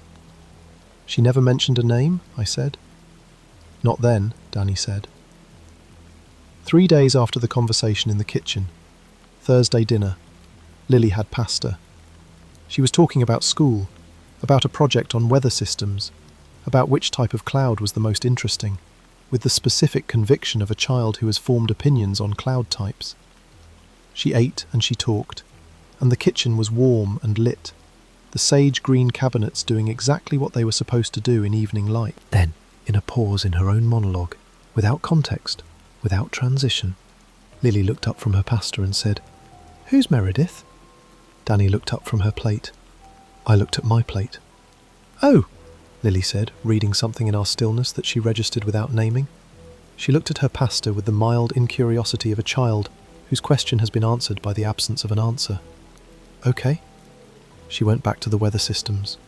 She described cumulonimbus clouds with the absorbed enthusiasm of a 7-year-old who has been recently introduced to the word and enjoys the texture of it. She ate her pasta. She asked to be excused and took her plate to the counter and went to finish her homework. Danny and I sat at the table. The kitchen was still warm. The light was still coming through. The board is in the office closet, back on the high shelf, behind the box of files. Neither of us moved it back there and out of the kitchen. I mean that literally. I did not put it back, and Danny did not put it back, and it is not on the kitchen table, and it is in the closet, and neither of us has asked the other how it returned there, in the same way that we have not discussed, with any directness, the other things we have each begun doing without discussion. The checking of the closet door when we pass. The particular speed at which we walk past the office at night. Do not remove. I think about those two words differently than I thought about them in April. What I understood them to mean in April was what anyone would understand them to mean. A possessive instruction, a do not touch, the kind of note you leave on something you intend to come back for. What I understand them to mean now is something more structural. Not, don't take this because I want it. Don't take this because of what it's doing. Meredith Voss placed something in that wall. Not the board itself. The board was the vessel, the container, the specific object she chose. She used its meaning. She put her name on it because her name was the weight that held it in place. And she put it in the wall because the wall would hold it. She was not well. Those were her words to Alma Denton's door. She was not well, and she needed it to stay there while she was not well. She was keeping something.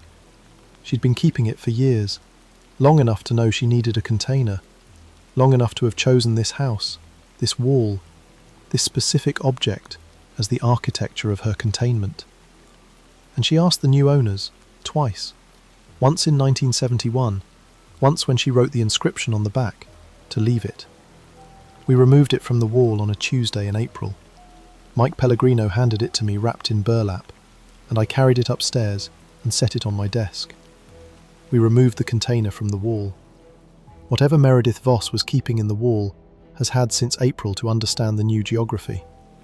The renovation, the open floor plan, the sage green cabinets and the white quartz countertops, and the beautiful light that comes through in the morning.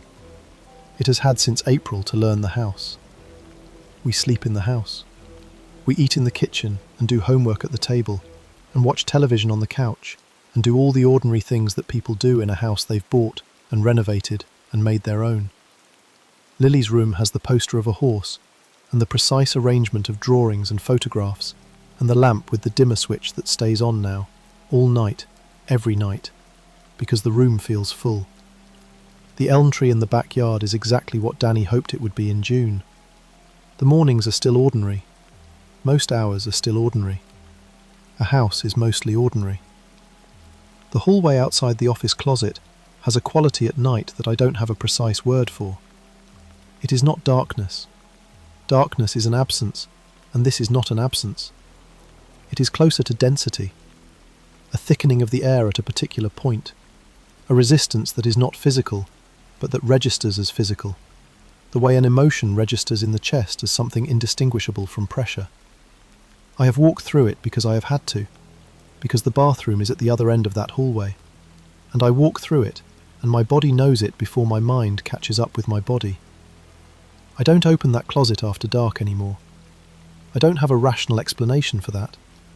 I am a marketing professional, and I live in spreadsheets, and I have an unfinished intangibles column in a tab I haven't opened since we closed on the house, and I do not have a rational explanation for any of this. I have research. I have county records and newspaper archives, and a death records database, and the memory of a 91-year-old woman's hands in her lap in a memory care facility in Columbus. And what all of that adds up to is not an explanation. It is a portrait of a woman who was keeping something, and who needed the keeping to continue, and who asked people directly and honestly to help her keep it, and who was not listened to, and whose container we removed from the wall on a Tuesday in April and carried upstairs in our hands. Whatever Meredith Voss was keeping in that wall. We took it out of the wall, and now it knows where the kitchen is, and it knows my daughter's name.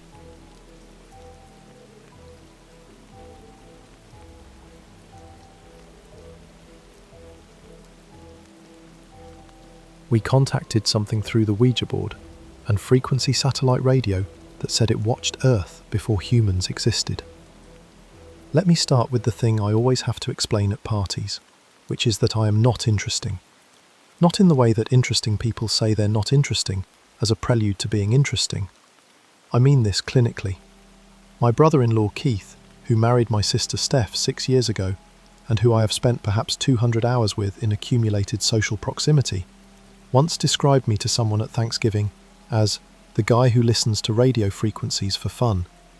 And when the person he was talking to said, "Oh, like ham radio," Keith said, "More boring than that," and moved on to a different conversation. Keith is not wrong. Keith is, in fact, my most accurate critic. And I say this without rancour, because Keith is also the kind of person who thinks a rancor is a Star Wars creature and not an emotional state. And I have decided he and I simply inhabit adjacent but non-overlapping intellectual territories, and that is fine. We are fine. I have never needed Keith to find me interesting. What I do is this. I run 3 RTL-SDR dongles off a passively cooled desktop in my spare bedroom. Cheap USB-based software-defined radio receivers, $25 a piece from an online electronics supplier. The kind of thing that started as a hack for receiving DVB-T television signals and got weaponized by the hobbyist community into a full-spectrum scanning platform.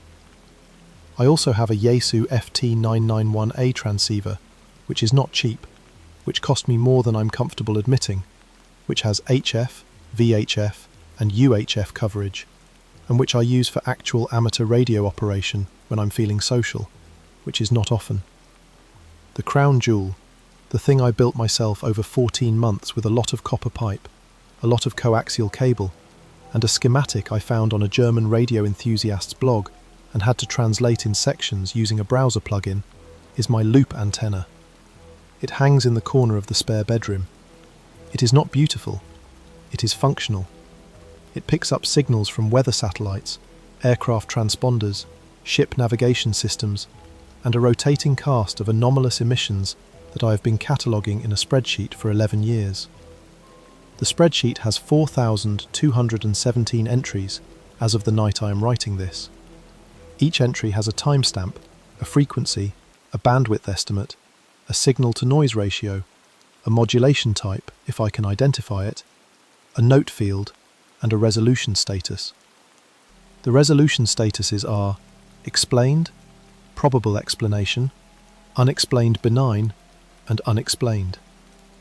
93% of entries are explained.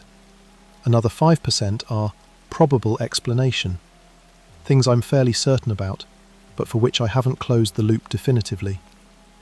43 entries are unexplained benign. These are signals that I cannot source and cannot decode, but which behave consistently enough that I've classified them as probably artificial in origin and not worth escalating. And there are 11 entries, including the one I'm going to tell you about, that are simply unexplained. No qualifier. 11 years, 4,217 entries, 11 that I cannot account for. That is a 0.26% unexplained rate. I find this acceptable. I do not lie awake about the 0.26%. I used to not lie awake about it. The night in question was a Wednesday in mid-October. Steph had texted me on Tuesday to say she and Marcus were coming over for dinner, and could she bring a Ouija board she'd found at a garage sale. Marcus is not Keith. Marcus is someone Steph has been seeing since her divorce from Keith finalised 14 months ago. And I will say in Marcus's favour that he asks follow-up questions, and he remembered, when he came over the first time, what I'd told him I did for work. Marcus is a structural engineer. We have had genuinely pleasant conversations about load distribution and antenna mounting points. I told Steph, yes, bring the board, sure. I want to be precise about my attitude toward Ouija boards, because it matters for what comes later. I think they are toys. I think they work by ideomotor effect, the well-documented phenomenon by which people make small, unconscious muscular movements that they do not experience as voluntary, and thus attribute to external forces. I think they were manufactured by Parker Brothers starting in the 1890s and are made of pressboard and have contributed nothing to human knowledge, but have made interesting props in films and given a lot of people a pleasant frisson of communal performance. When Steph pulled hers out of a canvas tote bag that evening, I examined it with the clinical interest I give to any artefact. It was Parker Brothers. It was old. The sun and moon printed in the corners had faded to the colour of old newspaper. The letters had a yellowing around them, and the wood of the planchette had developed the patina of something that had been stored in a lot of different basements. I told Steph it was probably from the late 70s or early 80s based on the typeface. She said that was exactly the kind of thing I would say. The temperature had dropped 15 degrees in 3 days, one of those western Pennsylvania autumns where the season doesn't ease into itself, but instead falls off a cliff. And by mid-October, you have wind coming off the hills and getting in through every gap in a house that is old enough to have a lot of gaps. I had the heat running. We made pasta. Steph brought bullet bourbon. By 9 o'clock we had made serious inroads into the bourbon, and Marcus had set up the Ouija board on the dining room table and made at least 3 ghost voices, each one worse than the last, and Steph was laughing so hard she had to put her glass down. I had my laptop at the far end of the table. This is not unusual. My laptop is often at the end of whatever surface I am eating from or sitting near.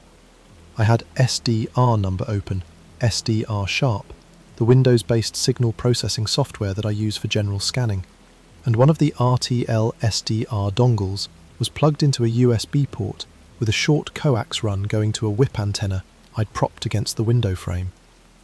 I was passively monitoring the 137 MHz band. This is the NOAA weather satellite allocation. NOAA 15, NOAA 18, and NOAA 19 all broadcast APT image data on 137.1, 137.9125, and 137.1 MHz respectively, and on a clear pass, with the right antenna orientation, you can pull actual cloud cover imagery from these satellites as they arc overhead. I was not expecting a pass. I was just listening, because I am always just listening. The waterfall display on SDR number was showing clean noise floor, with the occasional trace of an FM broadcast harmonic bleeding in from a few hundred kilohertz down. Normal. Expected. The kind of display that, after 11 years, I can read in my peripheral vision the way a radiologist reads a routine scan. Steph put her fingers on the planchette. Marcus put his fingers on the planchette. I left mine off. I was the designated skeptic, and also I wanted my hands free for the keyboard.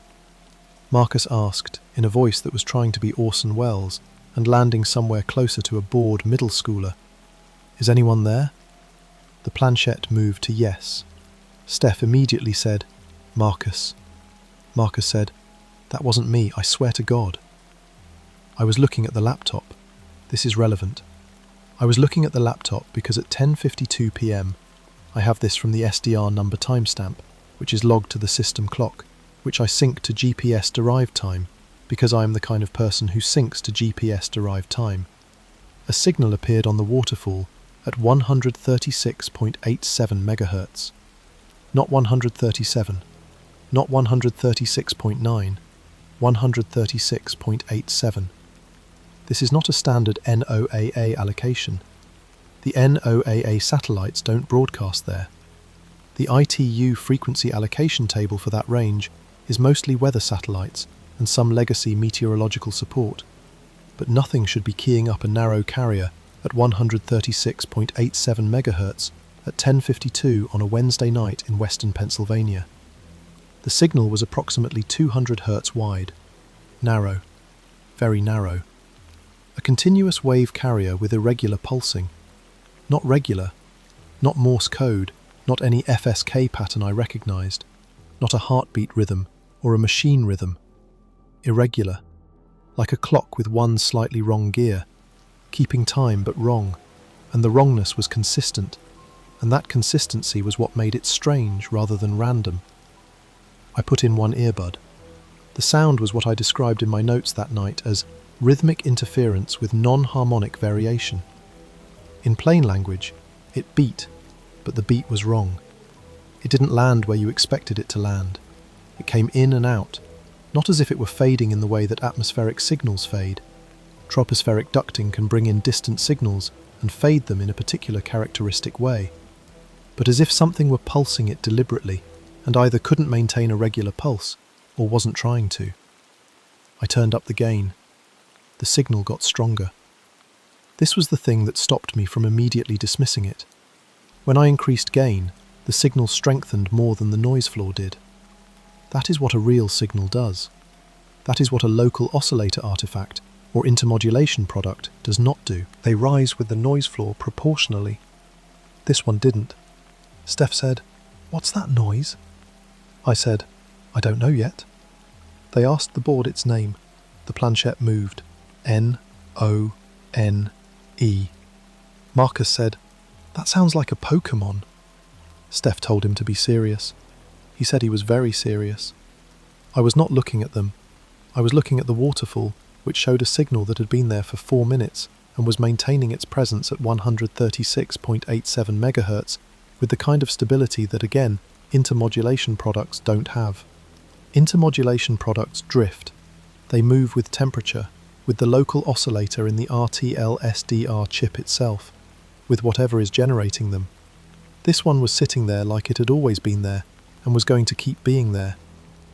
I ran through the rational explanations in order. First, intermodulation product from one of the commercial FM broadcasts. Possible, but the frequency spacing didn't work out to any combination of local FM carriers I had logged. Second, local oscillator leakage from the RTL-SDR dongle itself. Each dongle has a local oscillator that can produce artifacts, and they're famously dirty in the cheap units, but I knew my equipment's artifact signature, and this wasn't it. Third, atmospheric ducting bringing in a distant transmission. This was the most plausible. Under the right atmospheric conditions, VHF signals can travel hundreds of kilometers, and something in the 136 MHz range from a distant source could theoretically land here. But the signal wasn't behaving like a ducted signal. It wasn't fading characteristically. It wasn't drifting the way distant signals drift when the duct geometry shifts. I told myself all of this. I wrote it down in real time in a text file I keep open alongside SDR hash for exactly this purpose. I told myself all of it, and I started a WAV recording. The planchette was spelling out B-E-F-O-R-E when I looked up next. I had asked, they were asking, how long it had been here. By the time I refocused on the table, Steph had gone quiet, in the way that meant she was paying attention, and Marcus had straightened up, and the planchette had finished. B-E-F-O-R-E-T-H-E-I-C-E.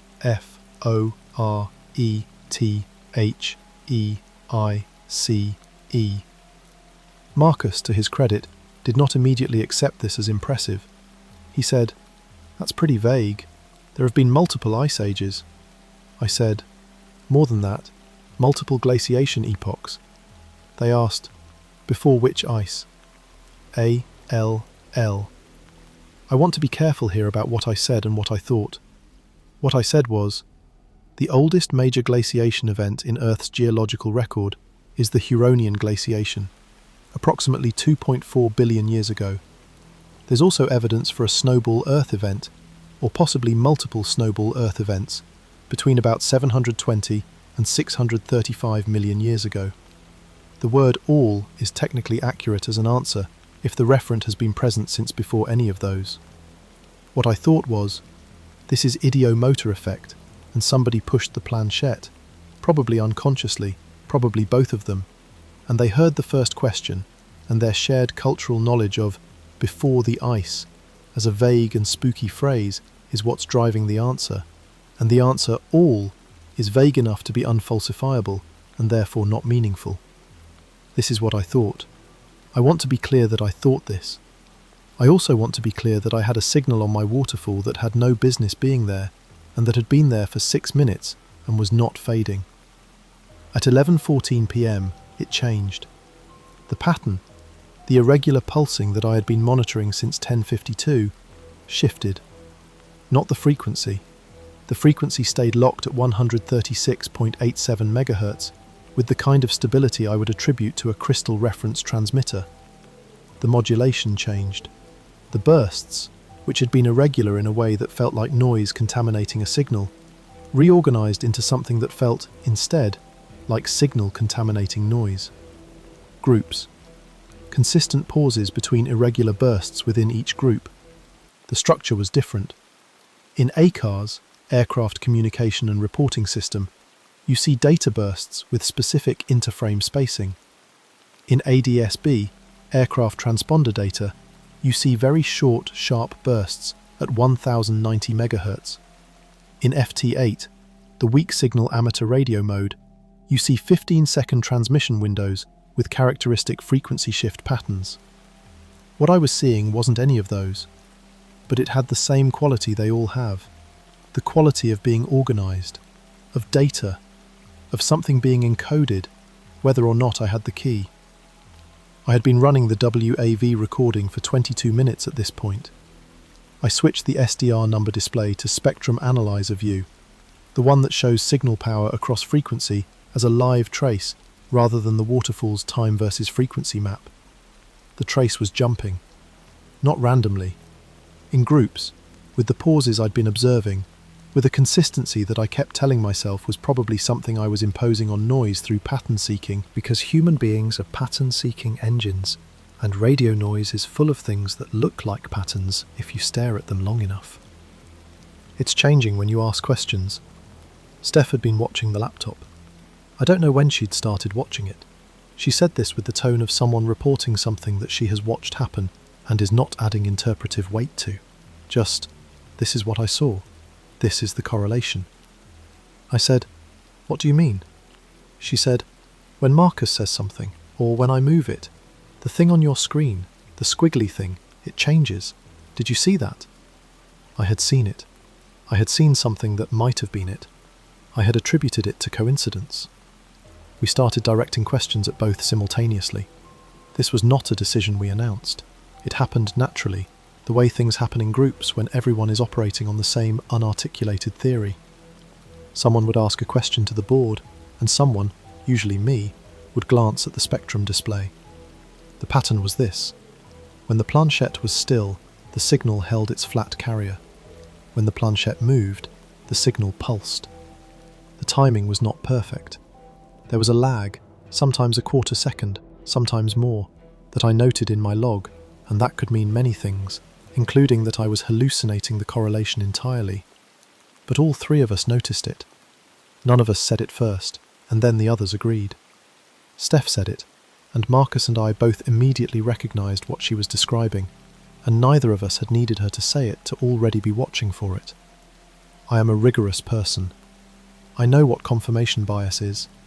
I know what apophenia is, the tendency to perceive meaningful connections between unrelated things. I know that the human brain is a connection-generating machine, and that it will generate connections in noise the same way it generates faces in clouds. I know all of this. I also know that when I logged the 63 timestamps from that session, where I noted planchette motion and signal pulse simultaneously, the average lag was 0.31 seconds, and the standard deviation was low enough that I spent 2 weeks later trying to figure out if I could calculate a correlation coefficient from observational notes taken in real time in low-light conditions while consuming bourbon. And the answer is no, I cannot. The methodology is too contaminated. But the notes exist. The timestamps exist. We asked what it had watched. Everything burned. I looked at the spectrum display. The trace was high, active. I looked at the planchette, which had settled over the D and wasn't moving anymore. Steph had her hands in her lap. Marcus had leaned back from the table and was holding his glass with both hands. I said, out loud, addressing the laptop or the window or the frequency or nothing, "Can you hear this?" The SDR number display clipped. The signal peaked past the top of the spectrum analyzer's scale, not because the signal was actually that strong, but because the gain was set for a noise floor scan, and a sudden signal strength increase pushed the display past its calibrated range. I have a screenshot. I have had the screenshot since 11:17 p.m. on October 14th, and I have looked at it more times than I can count, and it shows a display clip at 136.87 MHz at a timestamp that matches my verbal question to within the resolution of the system clock. I have an explanation for this. The explanation is that it was a coincidence. I keep the screenshot anyway. We asked, "Are you alone?" "Yes." Then the planchette sat still for a moment and then moved again. "Now." Marcus poured bourbon into his glass and didn't say anything. Steph looked at the word "now" and then looked at me. I looked at the window, where the wind was doing something against the glass that I had not been hearing for the last 40 minutes because I had been listening to other things. We asked, "What do you think of us?" There was a pause. 91 seconds. I logged it as approximately 90 seconds, and when I went back to the wave file, I found the planchette movement resumed at 91 seconds from the end of the question. During those 91 seconds, the signal on the waterfall reduced to something barely above the noise floor. Not gone, not disappeared, just very quiet, in the way that a thing goes quiet when it is thinking. I know that is not a scientific characterization. I am including it because accuracy requires me to report what the observation felt like, alongside what the measurement showed. And what the measurement showed was a 91-second reduction in signal strength to near noise levels. Young. That was the whole answer. One word. The planchette moved to each letter with a deliberateness that I know was probably Steph and Marcus making unconscious motions, and I know was probably not. And it stopped after G and didn't move again. I want to tell you what I thought when I read that word, because it is the thing I have been thinking about ever since, and it is the reason I am writing this, and it is the worst thing that has ever happened to me, which I also understand is a strange thing to say about a single adjective. Young. Not dangerous, not interesting, not worth communicating with or warning or helping or harming, just young. Young the way a mayfly is young. Young the way a house built last year is young.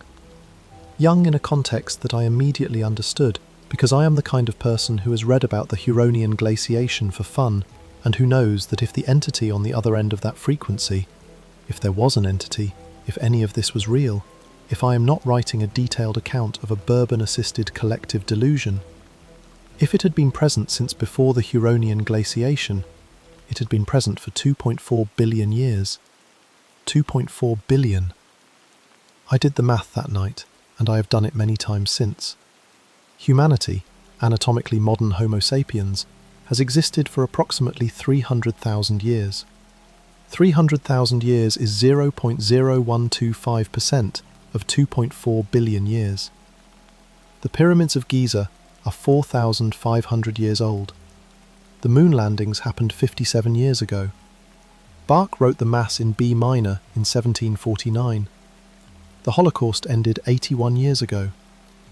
The Permian-Triassic extinction event, which killed 96% of marine species and 70% of terrestrial vertebrate species, and was the closest the Earth has come to being biologically reset, happened 252 million years ago. That is 100% of the time we have been on this planet, multiplied by 840. If something was watching when that happened, and kept watching through the 165 million years that non-avian dinosaurs walked the planet, longer than the time between the extinction of the dinosaurs and the present day, longer than mammals have been a going concern, longer by an enormous factor than anything we have done or made or thought or killed each other over, and then kept watching as mammals got going and primates branched off, and something eventually came down from the trees and started sharpening rocks, and watched all of that, all the way up to the present moment.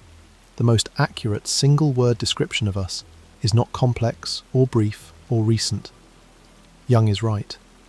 Young is, in fact, the most precisely correct thing we have ever been told about ourselves. And the reason it is horrifying is not that it implies contempt. It doesn't. A contemptuous entity would be paying enough attention to form a judgment. Young is just what you call something that hasn't been here very long, when you have been here for a very, very long time. It is the word a geologist uses for a rock formation. It is not an evaluation. At 11:31 p.m, the signal stopped. Not faded, not drift declined, hard stop. The waterfall, which had been showing that carrier and its associated burst patterns for 39 minutes, returned to clean noise floor in a single time slice. One column of the waterfall shows signal. The next column is nothing. I have that in the recording. I have stared at that boundary. We sat at the table for another hour. Steph put her fingers on the planchette twice and took them off again. Marcus drank steadily and without his earlier performance, without the ghost voices and the theatrical questions, just quietly and with his eyes moving between the board and the window. At some point, Steph said she should go. She put the bourbon in her bag. She did not put the board in her bag. She looked at it on the table, picked up her jacket and said, "I don't want it in the car for the drive home." She left it. Marcus said goodnight and followed her. I was alone with a WAV file and a screenshot and 47 minutes of notes in a text file, and the Ouija board on my dining room table, with the planchette sitting on the sun in the upper left corner, where nobody had left it. Everyone had had fingers near the centre during the session, and nobody had moved it to the corner. And I am telling you this not as evidence of anything, but because I noticed it, and I logged it because I log things.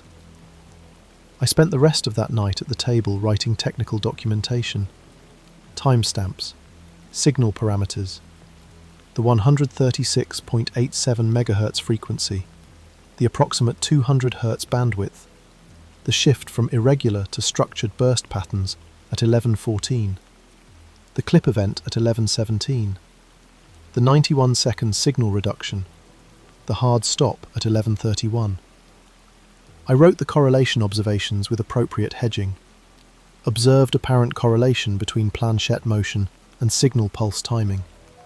Timing lag variable, average approximately 0.3 seconds. Methodology insufficient for statistical analysis. I wrote everything I could think of that might, someday, constitute a technical record of what had happened. In the same way I write everything else in my spreadsheet, because the spreadsheet is what I do when I encounter things I don't understand. And as long as I am adding them to the spreadsheet, I am handling them. This is my coping mechanism. I recognise it. Keep it in the data. Keep it in the columns. If you can put it in a column, it is manageable. It is just data. Data is fine. I posted the WAV file to 3 software-defined radio hobbyist forums in the following 2 weeks. On the first, it was largely dismissed within 48 hours as an intermodulation artifact from the laptop's own local oscillator. The RTL SDR dongles are known to pick up emissions from USB devices in close proximity, and a laptop's USB subsystem can generate interference across a surprising range of frequencies. I tested this. I took the dongle off the laptop, ran the coax to the whip antenna across the room, and ran the laptop at full load to maximize its electromagnetic emissions, and I could not reproduce the structured burst pattern at 136.87 MHz or anywhere near it. I documented this and replied to the thread. The thread moved on. On the second forum, 2 engineers got into it for 11 days. One of them, a retired telecommunications engineer who I will call DX Werner because that is his handle, identified what he described as a partial signature match with a specific type of ionospheric scatter return. Signals that have bounced off patches of ionized atmosphere and returned with a characteristic spread and delay pattern. He posted a spectral comparison. The other engineer, younger, an RF systems consultant, disagreed, pointing out that ionospheric scatter returns at 136 MHz under typical mid-October mid-latitude conditions don't produce the kind of narrow-band stability I was showing, and that the structured burst pattern specifically argued against a scatter return, because scatter returns add timing jitter to the original signal structure, rather than creating new structure. They were both making reasonable arguments. Neither conclusion closed the case. I bookmarked the thread. I still check it occasionally. The last post is from 17 months ago. I emailed a SETI researcher whose contact information I found through a university website. I explained the signal, attached the WAV file, included my technical notes, and described the spectral characteristics in as much detail as I could without sounding more credulous than I wanted to appear, which is to say, not at all credulous, which is to say, I left out the Ouija board entirely and described it as an anomalous signal encountered during routine scanning. She responded once. The response was 11 words. Interesting, not centigrade but anomalous. Do you have GPS timestamps for the antenna position? I provided them. She did not respond again. I spent 8 nights over the following month sitting in my car in the driveway, laptop on the passenger seat, loop antenna propped in the open window, coffee in the cup holder, scanning 136.87 megahertz. I'm going to tell you exactly what those nights were.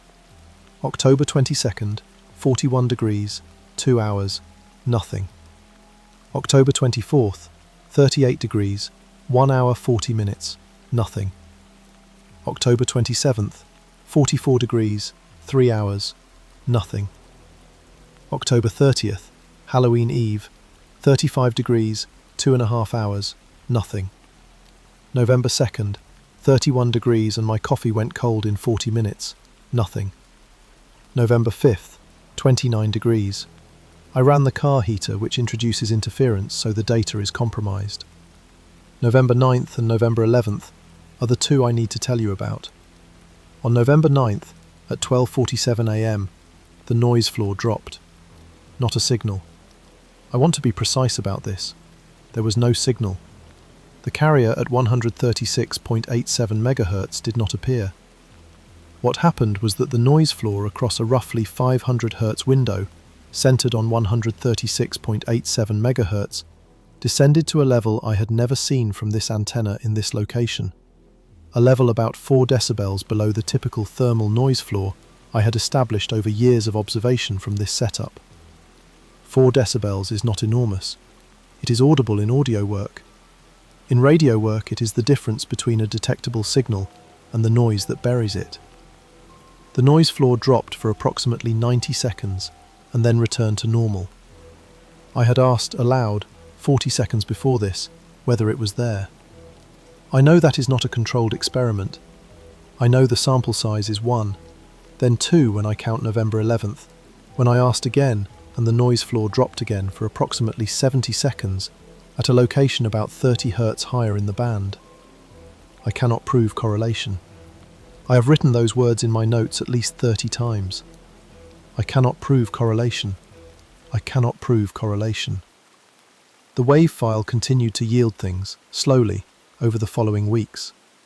I ran it through every decoder I had access to: ACARS, ADSB, FT8, JT65, WSPR, Olivia, SSTV, every mode that had a decoder in the amateur radio software ecosystem, and several that I found through research and installed specifically for this purpose. Nothing decoded. Nothing produced a clean frame, a recognizable header, a checksum that passed.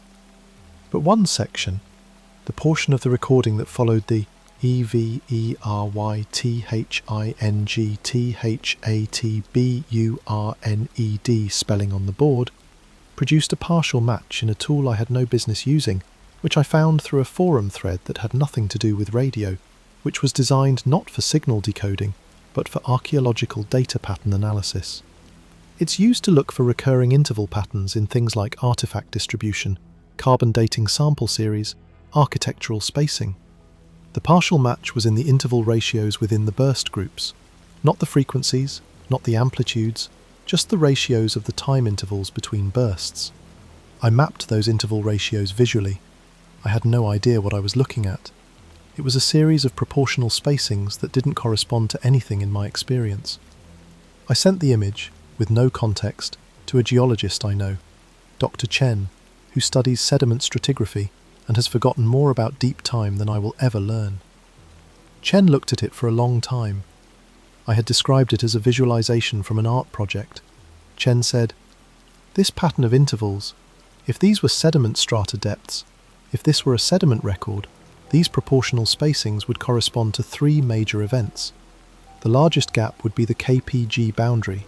The asymmetric cluster here, pointing at a group of intervals in the lower portion of the image, would place proportionally around the Permian-Triassic boundary, and this narrower set here, pointing to a third group, would represent something around the late Devonian extinction, in proportion, in order. Chen looked up. "Where did you say this was from?" I said it was from an art project. Chen looked at me for a moment in the way that people who are smart enough to know when they're being lied to, but kind enough not to push it, look at you, and then said, "Interesting art project," and let it go. The KPG boundary. 66 million years ago. The end of the non-avian dinosaurs. The end of most of what the planet had been for 165 million years. The Permian-Triassic boundary. 252 million years ago. The worst mass extinction in the history of complex animal life. 96% of marine species. 70% of terrestrial vertebrate species. The late Devonian extinction. 375 million years ago. The event that ended most of the reef systems that had been building for 100 million years and killed off 75% of species in the ocean. Everything that burned. 3 of the 5 largest extinction events in the history of animal life on this planet, encoded in proportional intervals in a signal that appeared on a frequency that nothing should have been transmitting on. I have been thinking about what it would mean to have a continuous awareness of this planet for 2.4 billion years. Not a record, not a stored file you can look up, but a continuous experience. The first thing I keep coming back to is the Great Oxidation Event. About 2.4 billion years ago, the cyanobacteria had been producing oxygen as a metabolic byproduct for millions of years, and the oxygen had been getting absorbed by iron in the oceans, and then the iron ran out, and the oxygen started accumulating in the atmosphere, and this was catastrophic. Not for us. We breathe oxygen. Oxygen is the substrate of our entire metabolic existence. But for the anaerobic microbes that had been the dominant life form on Earth until that point, the ones that found oxygen toxic, the ones that had been doing perfectly fine for hundreds of millions of years before the cyanobacteria started running their chemistry experiment at a global scale. The Great Oxidation Event was, from the perspective of the organisms it killed, an extinction. Life poisoned itself, and then the things that ate the poison thrived. If something was watching from before the Huronian glaciation, it was watching before that. It was watching when Earth's atmosphere was methane and nitrogen, and there was no oxygen, and the sky was orange. It was there for that transition. Then the Cambrian explosion, 538 million years ago, when complex multicellular life diversified into essentially every animal body plan that has ever existed, in a geological eye blink of about 25 million years. Then the Ordovician-Silurian extinction, then the late Devonian, then the Permian-Triassic, the worst of them, then the Triassic-Jurassic extinction that cleared the way for the dinosaurs, then 165 million years of dinosaurs, 165 million years, a span that makes the entire history of mammals look like a footnote, a span that makes the entire history of primates look like a comma, a span that makes the entire history of Homo sapiens look like the period at the end of a very long sentence. Then the KPG asteroid event, and the long cooling, and the mammals, and the primates, and the hominids, and the tools, and the fire, and the language, and the agriculture, and the cities, and the wars, and the music, and the internet, and me, sitting in my spare bedroom with a loop antenna made of copper pipe and a spreadsheet with 4,000 entries, 0.007%. We have been here for 0.007% of the time since whatever this was first began watching. If you compressed 2.4 billion years into a single calendar year, we, all of human civilization, every war and painting and genocide and scientific discovery and love affair and moment of genuine human transcendence that has ever occurred, we would occupy the last 30 minutes of December 31st, the last 30 minutes of the last day, The pyramids would have been built 11 minutes ago. Christ would have been born about 8 minutes ago. The Industrial Revolution would have started about 40 seconds ago. The internet would be about 6 seconds old. And whatever answered us on that frequency has been watching since January 1st. Young is not an insult. Young is a geological observation. Young is what the rock strata say when they read our presence. We are, by any scale that extends past the last few thousand years of recorded memory, astonishingly, almost insultingly new. Steph called me in January, 3 months after October 14th. She called on a Tuesday evening, and I almost didn't answer because I was in the middle of a scan, but I picked up. She asked if I still had the board. I told her yes. It was in the garage.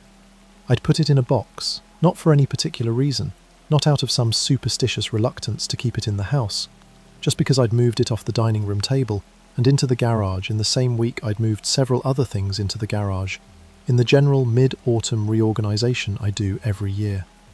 She said, "Has it moved?" I said I'd check. I want to tell you about walking out to the garage at 9 o'clock on a January night in western Pennsylvania, because it is not a thing I can summarise and be accurate about. The garage is detached, behind the house. There is a concrete walk between the back door and the garage door. The temperature was probably 25 degrees, and there was a crust of old snow on the lawn that had been there since before Christmas, hard and grey and flat, and my breath made visible vapour in the light from the back porch. The garage smells like every garage: cold oil, rubber, the particular mineral smell of concrete, and underneath all of that, the smell of old cardboard. The light in the garage is a single bare bulb. The box was on a shelf. I'd labelled it MISCOCT. I took it down. I opened the flap. The board was in the box. The planchette was on top of the board. When I had put the board in the box, I had laid it flat. The board flat, the planchette lying flat on it. The planchette, in January, was not lying flat. It was angled. The pointed end of the planchette, the end that serves as the indicator, was oriented toward the word "no," printed in the lower left corner of the board. I had not oriented it that way. I stood in the garage for a while. The bare bulb made a slight buzzing sound that I had never noticed before. I put the box back on the shelf. I told Steph it was fine. She said, "I keep having this dream." She didn't say it dramatically. She said it the way you'd report a measurement, the way you'd note something in a log. There's nothing in it. It's not dark. It's not like a nightmare. There's nothing scary in it. It's just that the dream feels incredibly old, like I'm inside something that has been happening for a very long time before I got there. I didn't say anything. I was still in the garage with the box on the shelf and the buzzing bulb and the smell of concrete and cold oil. "Does that make sense?" Steph said. I said, "Yes." "Do you—" she started and stopped. A long pause. "Me too," I said, which was the first time I had admitted this to anyone, including myself. The dreams had started in November. I had not put them in the spreadsheet. I do not know what to do with data that I can only access while unconscious. I am still scanning. I scan almost every night, either from the spare bedroom with the loop antenna or from the car in the driveway, depending on whether I want the coverage that the loop provides or the slight inconvenience of the cold that, for reasons I haven't analysed clearly, seems to help me think. I have checked 136.87 MHz at least 200 times since October 14th. The signal has not returned. The waterfall is clean. The noise floor is normal. But I have been cataloguing something that I do not have a spreadsheet column for yet, because I do not know how to classify it.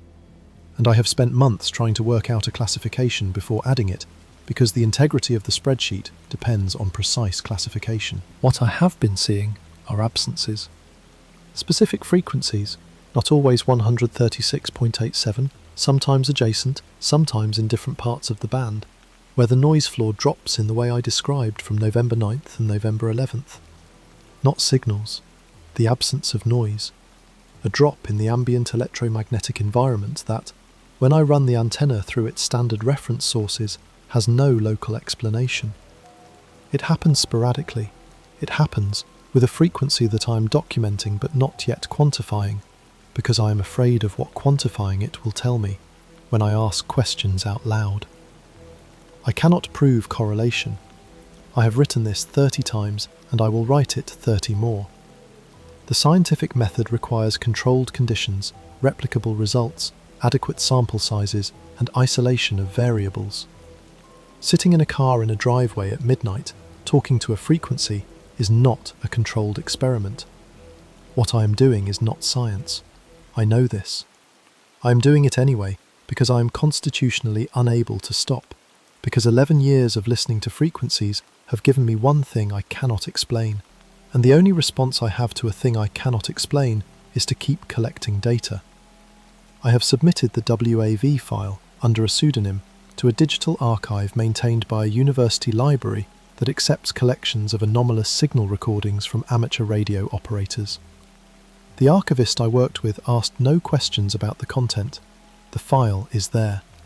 If my equipment is destroyed, or if something happens to me, or if I simply decide one day to stop thinking about this and throw my notes away and never listen to 136.87 MHz again, the recording survives.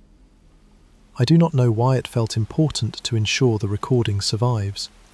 I know that it did. The Ouija board is in the garage. I have not checked the planchette's position again.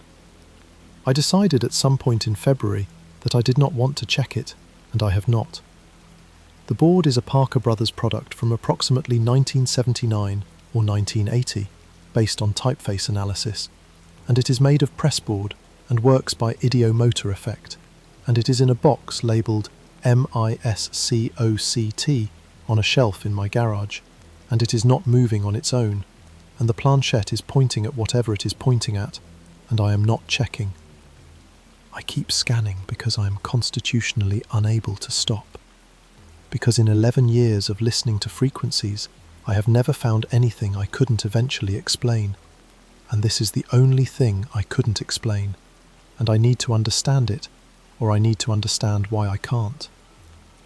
The WAV file is in 3 locations now: the university archive, a hard drive in a fireproof case under my bed, and a cloud backup service whose servers I understand to be in 2 different states. The screenshot lives in 6 places. I am aware that this is not rational behaviour. I am aware that protecting data is how I express states that other people express differently. Most nights the waterfall is clean and the noise floor is flat and nothing answers. Some nights I feel it there. Not listening exactly. More like how you feel when you're in a room with someone who is very old and very still and has stopped needing to pay close attention to you to be aware of you. Presence without attention. Awareness that doesn't require focus. The way a continent is aware of the rivers running across it, if you can call that awareness, which you probably can't. I don't know what it is. I have never known what it is. I have a set of observations, a WAV file, a screenshot, a geology professor's offhand analysis, and a note in a spreadsheet with the status unexplained. I don't know what it wants, if it wants anything at all. I know that it was alone when we asked, and that the word now was added after a pause, and I have thought about that now more than I have thought about almost anything else in my adult life. I was there once, and now I am not. Or, I was alone, and now there are things here, young things, new things, things that have only been here 30 minutes out of the year. I cannot know which it meant. I am not sure the distinction matters. I know what it called us. I know that it wasn't an insult. That's almost worse. An insult would imply we matter enough to be diminished. Young is just an observation.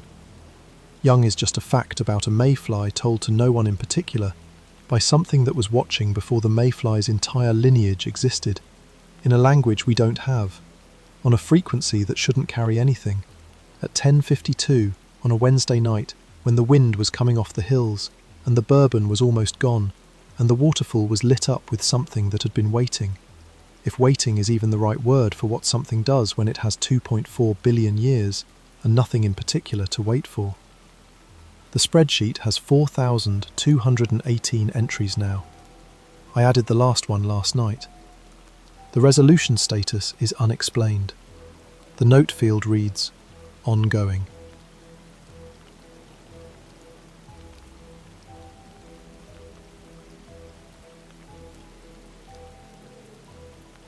Everyone who used the board in that house walked into the woods 3 days later. None of them remember why. The address is 414 Dellwood Court, Harker's Bluff, Ohio, and I know more about it now than I know about my own apartment. Split-level construction, 1971.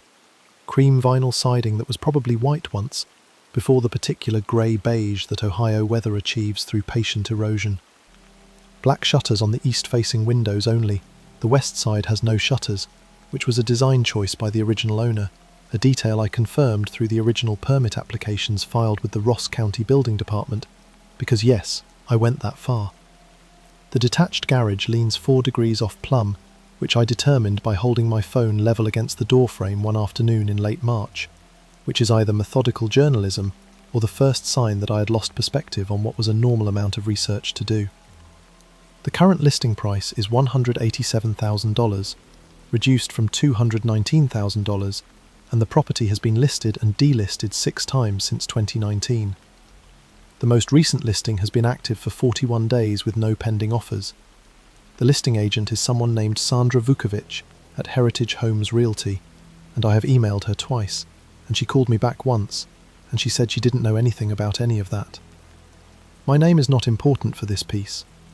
The Harker's Bluff Courier Register is a real publication, bi-weekly, print and digital, circulation around 4,200, which is down from 6,100 in 2015, and will probably be down from 4,200 by the time anyone reads this. I've been the local beat reporter here for 9 years. Before that, I was at a daily in Findlay that folded. Before that, I got a journalism degree from Ohio University, which seemed like a reasonable idea at the time. My beats are zoning disputes, school board meetings, the occasional human interest piece when someone's dog survives something. That is the honest description of my professional output. I am not an investigative journalist. I am a man who covers the township trustee meetings and periodically wonders if this was how his life was going to go. I found the Dellwood house through a Facebook post. I know, that is not how you want investigative reporting to begin. It began on the evening of September 22nd, 2022, when I was scrolling through the Harker's Bluff Community Watch Group, which I am in for professional reasons, or professional adjacent reasons, or habit, and I saw a post from a woman named Donna Veach asking if anyone had seen her sister. The sister's name was Carla Veach, age 34, last seen September 14th, 2022, believed to be walking north on Route 9 toward the Sutter's Hollow Nature Preserve access road. There was a photo.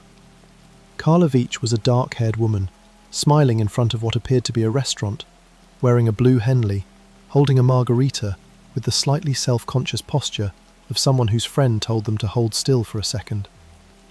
She looked like a person who existed in the world and had plans for the weekend. The post had 214 comments. Most of them were the standard social media sympathy infrastructure: thoughts and prayers, heart emojis, the particular hollow energy of people performing concern at scale. But one comment, posted by an account with no profile picture and the name H. Breyer, said, "Was she the one staying at the Dellwood house that weekend? I saw a car in the driveway." Another commenter responded, "What Dellwood house?" H. Breyer never replied. The original post was shared 47 times.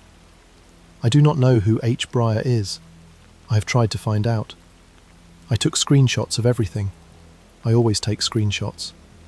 I have a folder on my desktop called MISC-research that is now 2.3 gigabytes and represents the accumulated paranoia of the last 18 months.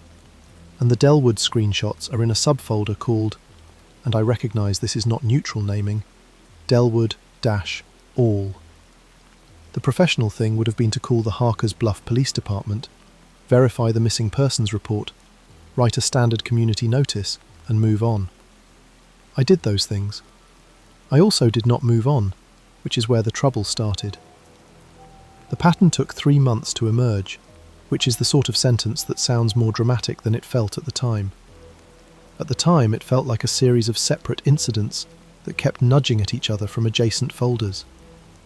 On November 12, 2022, a man named Tyler Mossback, 27, was found at the trailhead of Sutter's Hollow Nature Preserve by a Ross County Sheriff's deputy responding to a 911 call from a passing motorist.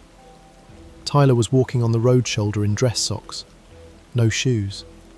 He was coherent, physically unharmed, and reportedly confused about the time. His last clear memory, as documented in the incident report, which I obtained through a public records request, was being in someone's living room playing a board game. He told the deputy he didn't know whose house. He told the deputy he thought it had been earlier in the evening. Sutter's Hollow Nature Preserve, 8 miles from where Tyler had been staying, 2.3 miles north of 414 DELLWOOD Court. I am going to be honest about what happened next, because the methodology matters. I did not immediately conclude that there was a connection. I noted the geographic proximity, I noted the board game comment, and I put it in the DELLWOOD-ALL subfolder, along with a note that said something like, probably nothing / follow-up. This is accurate. I'm not going to rewrite my own history to make myself sound more prescient than I was. What I did over the following 6 weeks was pull records. Airbnb had removed DELLWOOD Court from its platform in early 2022. I found this out because a scraper site called Stay Review Archive still indexed the cached listing with its review history. The house had also been on VRBO and 1 or 2 smaller platforms at various points. It had changed ownership twice, from a woman named Patricia Osler to an LLC called Northgate Property Holdings in 2018, and from Northgate to its current owner, a man named Gerald Sues, in 2020. Utility registrations at the Ross County Address Database confirmed near continuous occupation from 2018 through the present, with gaps of 2 to 4 weeks between tenants in summer months and longer gaps in winter. I traced 11 rental groups.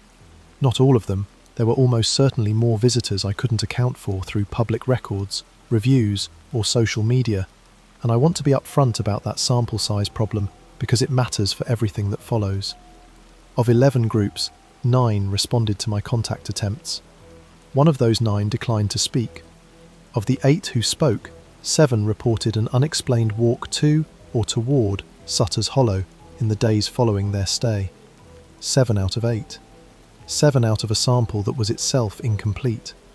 The Columbus family's Airbnb review said only, "Nice neighbourhood, wouldn't return." I emailed the address listed in the county tax database for their home address. I received no response. I emailed twice more, still nothing. I do not know whether their silence is meaningful or whether they've simply moved on, as reasonable people do. I have a contact at the county clerk's office named Steph, who I will not name more specifically than that because she is helpful and cooperative and deserves to remain employed. Steph is the kind of paralegal who has been doing this job for 22 years and knows where every record is without looking, and who does not judge you for the specificity of your requests, which in this case became quite specific over a period of months. The number 7 kept being the number. 7 out of 8, out of 9, out of 11, out of an unknown total. That is not a statistic, that is a note. Gretchen Farr was the first person to really tell me the story, and she told it to me at the Waverley Family Diner on Route 50, across a table with a laminate surface printed to look like wood grain, over coffee that she drank and eggs she did not eat. We met on a Thursday in February 2023. She is 51, recently retired from a nursing career at Adena Regional Medical Centre in Chillicothe, with the specific, steady manner of someone who has spent decades not flinching at things.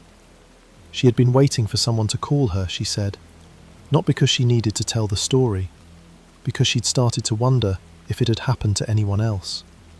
The trip was a book club weekend, March 2021. 6 women, 2 bottles of Riesling, and a third opened later, because March is March, and they were on vacation. They had rented the DELLWOOD house through VRBO. The listing, Gretchen said, had looked perfectly ordinary. She showed me a screenshot she'd saved on her phone.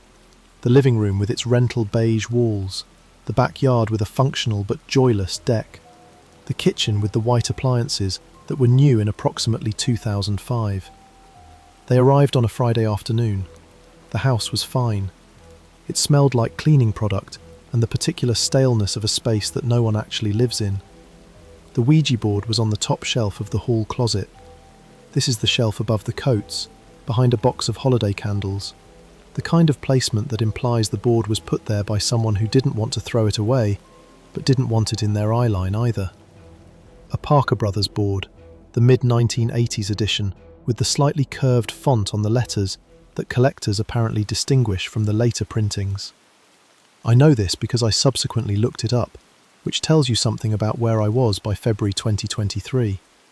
They used it, as people do with Ouija boards found in rental houses, in the same spirit of ironic entertainment that has probably governed 90% of all Ouija board use since the 1970s.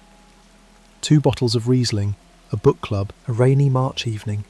The board was essentially unavoidable. They put their fingers on the planchette. It spelled hollow. The women laughed, debated what that meant, suggested each other was pushing it. Then it spelled hollow again. Someone knocked the planchette off the table laughing, and they put the board back on the shelf and opened the 3rd bottle of wine.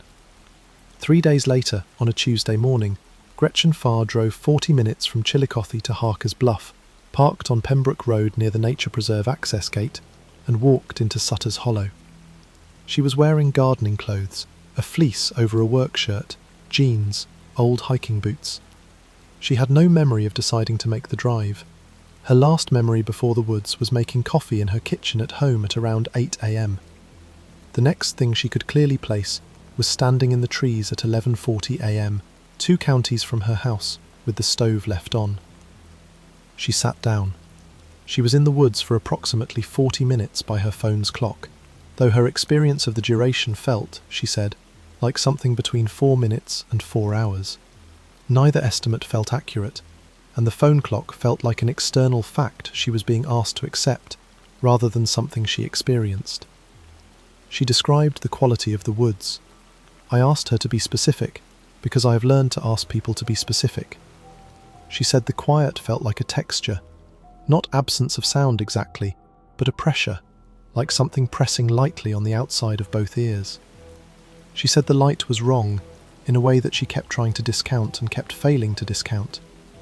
Too even, she said, like the sun was coming from everywhere at once. No shadows. You know how when you're outside there's always a direction the light is coming from? There wasn't. Everything was equally lit. She did not find this beautiful. She found it disconcerting in the particular way of things that should be ordinary and aren't. She described movement without agency. The phrase she used was, like being carried through the space, which she immediately qualified by saying she knew her legs were doing the walking, that she could feel her feet on the ground, but that the decision-making that normally connects intention to locomotion seemed to have been bypassed. She walked. She had not decided to walk. She sat down after about a quarter mile. She's not sure why she sat down, whether it was an act of will or something else. She sat for 40 minutes. Then she got up and walked back out to Pembroke Road, drove home, and found the stove on and her coffee stone cold. Her doctor attributed the episode to a dissociative event, stress-related, possibly exacerbated by perimenopause, the medical literature on which, she noted with professional dryness, is not as developed as she would like, given how many people experience it. She had believed him, she said. Mostly.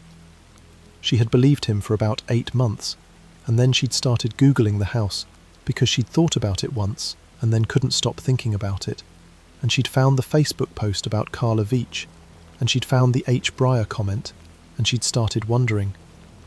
She paid for her own coffee. She drove home in the direction of Chillicothe, and I sat in the parking lot of the Waverley Family Diner for about 20 minutes, not doing anything in particular. Over the following 2 months, I spoke with 3 more people. Marcus Teal, 23, had been at the DELLWOOD house in August 2022 for a birthday party. His own, a group of friends, a long weekend. He was not especially forthcoming, not out of reluctance, but because he seemed genuinely uncertain about what had happened, in the way of someone whose memory has an irregular texture in one place and smooth, reliable texture everywhere else. He remembered the house.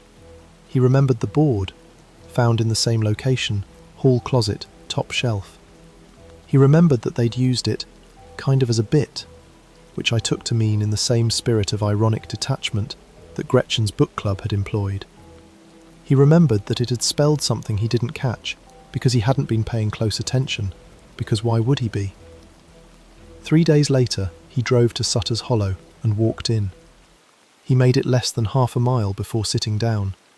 The flat, even light, the pressure in the ears. He described the movement as, like my body had an appointment it knew about, and I didn't. He was back at his car in under an hour, drove home to Columbus, told no one, because the most likely explanation was that he'd had a weird morning, and that telling people would make him sound strange. Jana Pilkington, 38, had been there for a solo writing retreat in June 2021. She is a technical writer by profession, and had been attempting to work on a novel, and she had rented the DELLWOOD house for a week because she wanted somewhere quiet and not her apartment. She used the board alone. I will note that she preempted my reaction to this information by saying, I know, honestly, Jana," which was the most relatable thing anyone said to me during this entire investigation. She had found the board on the first evening, set it on the coffee table as a novelty, and then picked up the planchette around 11 p.m. because she was slightly wine drunk and couldn't think of anything to write. It spelled hollow. Just the once, she thought, though she acknowledged she might have stopped paying attention after the first time. She used the board for about 40 minutes total, which is longer than most people. She stayed for her full week's rental. 3 days after first using the board, she went to the hollow. Jana walked in further than anyone I'd spoken to. She got past the 3/4 mile mark, past where the trail bends east and the canopy thickens. She described the same flat, sourceless light, the same ear pressure quiet, but she added a detail that no one else had mentioned, and which she described with the precision of someone who had spent a lot of time trying to find accurate language for it. She had seen a clearing ahead of her through the trees, and she had been afraid to enter it. Not because it looked threatening, she said it looked completely normal, a break in the canopy, pale sky above, but because the feeling she had approaching it was distinctly transactional. It felt like entering required giving something up, she said. Not like a threat, like a trade, like there was a mechanism and entering the clearing would complete it. She didn't enter. She sat down 50 feet from its edge, waited what her phone confirmed was 43 minutes, and walked back out. She has not been back to Harker's Bluff. The third person was a man who gave me only the name Paul. He insisted on this, and I agreed because I wanted him to talk to me. Paul was a real estate agent from Columbus who had shown the DELLWOOD house during a listing period in 2019, before Gerald Sues purchased it. He had been there for perhaps an hour, showing the property to a young couple who were ultimately not interested. On the way out, he had opened the hall closet to show them the storage, and the board had been on the shelf then too. Same shelf, same place, different iteration of the same box of holiday candles in front of it. He had taken the board out and said something like, "Classic," and held it for maybe 30 seconds as a joke, and then put it back and closed the closet. He had not used it in any formal sense, had not placed his fingers on the planchette, had held the board for 30 seconds and set it down. 3 days later, on a Tuesday, he drove to Harker's Bluff from Columbus during his lunch break, walked into Sutter's Hollow, lost 2 hours, and drove back. He did not know what happened during the 2 hours. His phone showed no calls, no texts, no photos, no map activity. The phone had simply registered elapsed time. He found his way back to his car, drove to his next appointment, and told no one because there was nothing coherent to tell. He moved to Charlotte, North Carolina, approximately 4 months later, citing personal reasons on the paperwork. He checks the Sutter's Hollow trail cam. There is a public trail cam on the preserve website, positioned about 100 yards past the main gate, updated in 15-minute intervals, approximately once a week. Has done so for 4 years. I told him I'd been checking it too. There was a silence on the phone that I think meant something. I'm not sure what. All three of them, the flat, sourceless light, the pressure quiet, movement without agency. Jana's clearing, which she described as transactional, which she described as if entering would complete something. I keep coming back to that word. Transactional. It implies an exchange that has been set up in advance, a mechanism waiting for inputs. It is a very specific word for what she meant. I have thought about it probably more than any other single thing I've heard in the course of this reporting. Tyler Mosbach agreed to speak with me by phone in April 2023. He had moved to Indiana by then, working at a distribution centre in Anderson. He had a local number. He answered on the second ring, as if he'd been expecting the call, even though I'd only texted the day before to set a time. He spoke about the experience with a flatness that I want to describe carefully, because the description matters. When people talk about something distressing, there is usually residual energy in the voice, some friction between the event and the current telling of it. Tyler had no friction. His voice was level and informative in the way of someone reading a form aloud. And this was worse than distress would have been, because distress would mean the thing still bothered him, and the flatness suggested something closer to completion. It was the voice of someone who has arrived at an accommodation. He had been at the Dellwood house for a weekend with two friends in late October 2022. He and two people from his college years, a birthday trip, nothing unusual. They'd found the board on Saturday night. Used it the way you use things like that, he said, meaning half serious, half joking, fingers on the planchette, asking questions no one expected answers to. The board had spelled hollow twice. One of his friends had said that was creepy and maybe they should stop. They had stopped. Tuesday, 6 a.m. He was walking north on the road shoulder in dress socks. He had no memory of leaving the house. His last clear memory was a dream, or something he classified as a dream, in which he was standing in a kitchen, the Dellwood kitchen, he thought, watching the ceiling. He said this without inflection, as if watching a kitchen ceiling in a dream was a morally neutral fact. He made it approximately a mile into the preserve. He remembered the walk into the trees with moderate clarity. The light first. He used the phrase, no address, by which I understood him to mean no source you could point to, no single direction the light was coming from. The quiet as something almost physical. He described the trees. They were the trees they were, oaks and maples and the occasional white birch. Nothing species unusual, nothing that would flag wrong in a photograph. But the spatial relationship between them felt altered. Like every tree had been picked up and put back down a few degrees off from where it should be, he said. Not enough to look wrong in a photo, enough to feel wrong when you're standing there. Like the arrangement of things was slightly off from the arrangement you'd expect, and you couldn't say why. This bothered him more than the light, he said. The spatial displacement, the sense that the preserve's interior was operating on a geometry that didn't quite correspond to the geometry of the world he'd walked in from. He felt what he described as an instruction, not a voice, not a thought exactly. The closest he could get was an imperative that seemed loaded into his body the way an instruction loads into a computer, not received so much as already running. Move forward. He had understood, with what he described as a certainty that didn't require reasoning, that if he moved forward past where he was standing, he would not come back the same way he had come in. He said this without drama. He said it as a piece of information. He had understood it the way you understand that a stove burner is hot, not through analysis, but through something prior to analysis. He sat down. This was the act of will in the story, and he described it as requiring the same quality of effort as lifting something heavy. Not impossible, but involving genuine resistance from somewhere. He sat for 3 hours. He has no memory of the 3 hours. The time simply elapsed.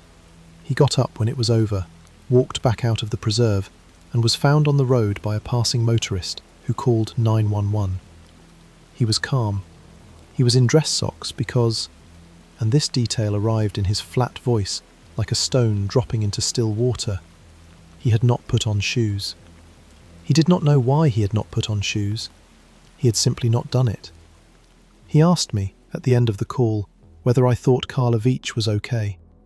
He asked it the same way he'd said everything else, with that level informational tone. and I told him honestly that I didn't know. He said, "Okay." He hung up. I sat with my reporter's notebook open for a while after that. Carla Veach, 34, of Dayton, Ohio, was reported missing to the Harkers Bluff Police Department on September 14th, 2022. I want to be precise here because she is a real person and her case is still open, and what I say in print matters even when print is a newsletter-sized local paper with digital distribution. Search and rescue operations were conducted over a 14-day period by the Ross County Sheriff's Office, the Harkers Bluff PD, a volunteer search organisation called Tri-County SAR, and 2 days of assistance from the Ohio State Highway Patrol. They covered Sutter's Hollow Nature Preserve comprehensively, all established trails and substantial off-trail areas within the preserve's 840-acre boundary. The official search summary, which I have, notes no signs of a camp, no personal items, no physical evidence of extended stay, no remains. One brown Chelsea boot was found 1.2 miles in on the East Trail on day 4. The boot was confirmed to belong to Carla Veach. Nothing else was found. The search was suspended after 14 days due to resource constraints, a phrase that appears in these documents with a regularity that should probably bother us all more than it does. The case remains open as a missing persons investigation. I spoke with Carla's sister, who does not want to be identified in this piece, by phone in May 2023. I'm going to describe the call accurately. She had been waiting, she said, for someone who was looking at the right things, which was a phrase that landed on me with some weight and that I've thought about many times since.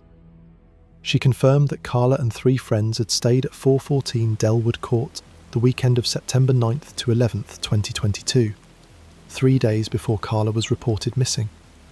She confirmed, after a pause, that they had found the board in the hall closet and that they had used it. She had not made this connection before I called. I want to be clear about that. The sister had known both facts independently, the stay at the Dellwood house, the missing persons case, and had not put them together, the way you do not always put adjacent facts together when you are in grief and functioning is already hard. The call did not make her feel better. I told her this was probably going to be difficult to hear, and she said she was aware of that, and to tell her anyway, and I told her what I knew. She asked me if I thought Carla was somewhere. Not whether she was alive specifically, just whether she was somewhere, whether she existed in some location that had a geography to it, coordinates that could be specified, a place you could physically get to and look in. I understood what she was asking. She was asking whether her sister had a location at all. I told her I didn't know. That is the truth. I do not know.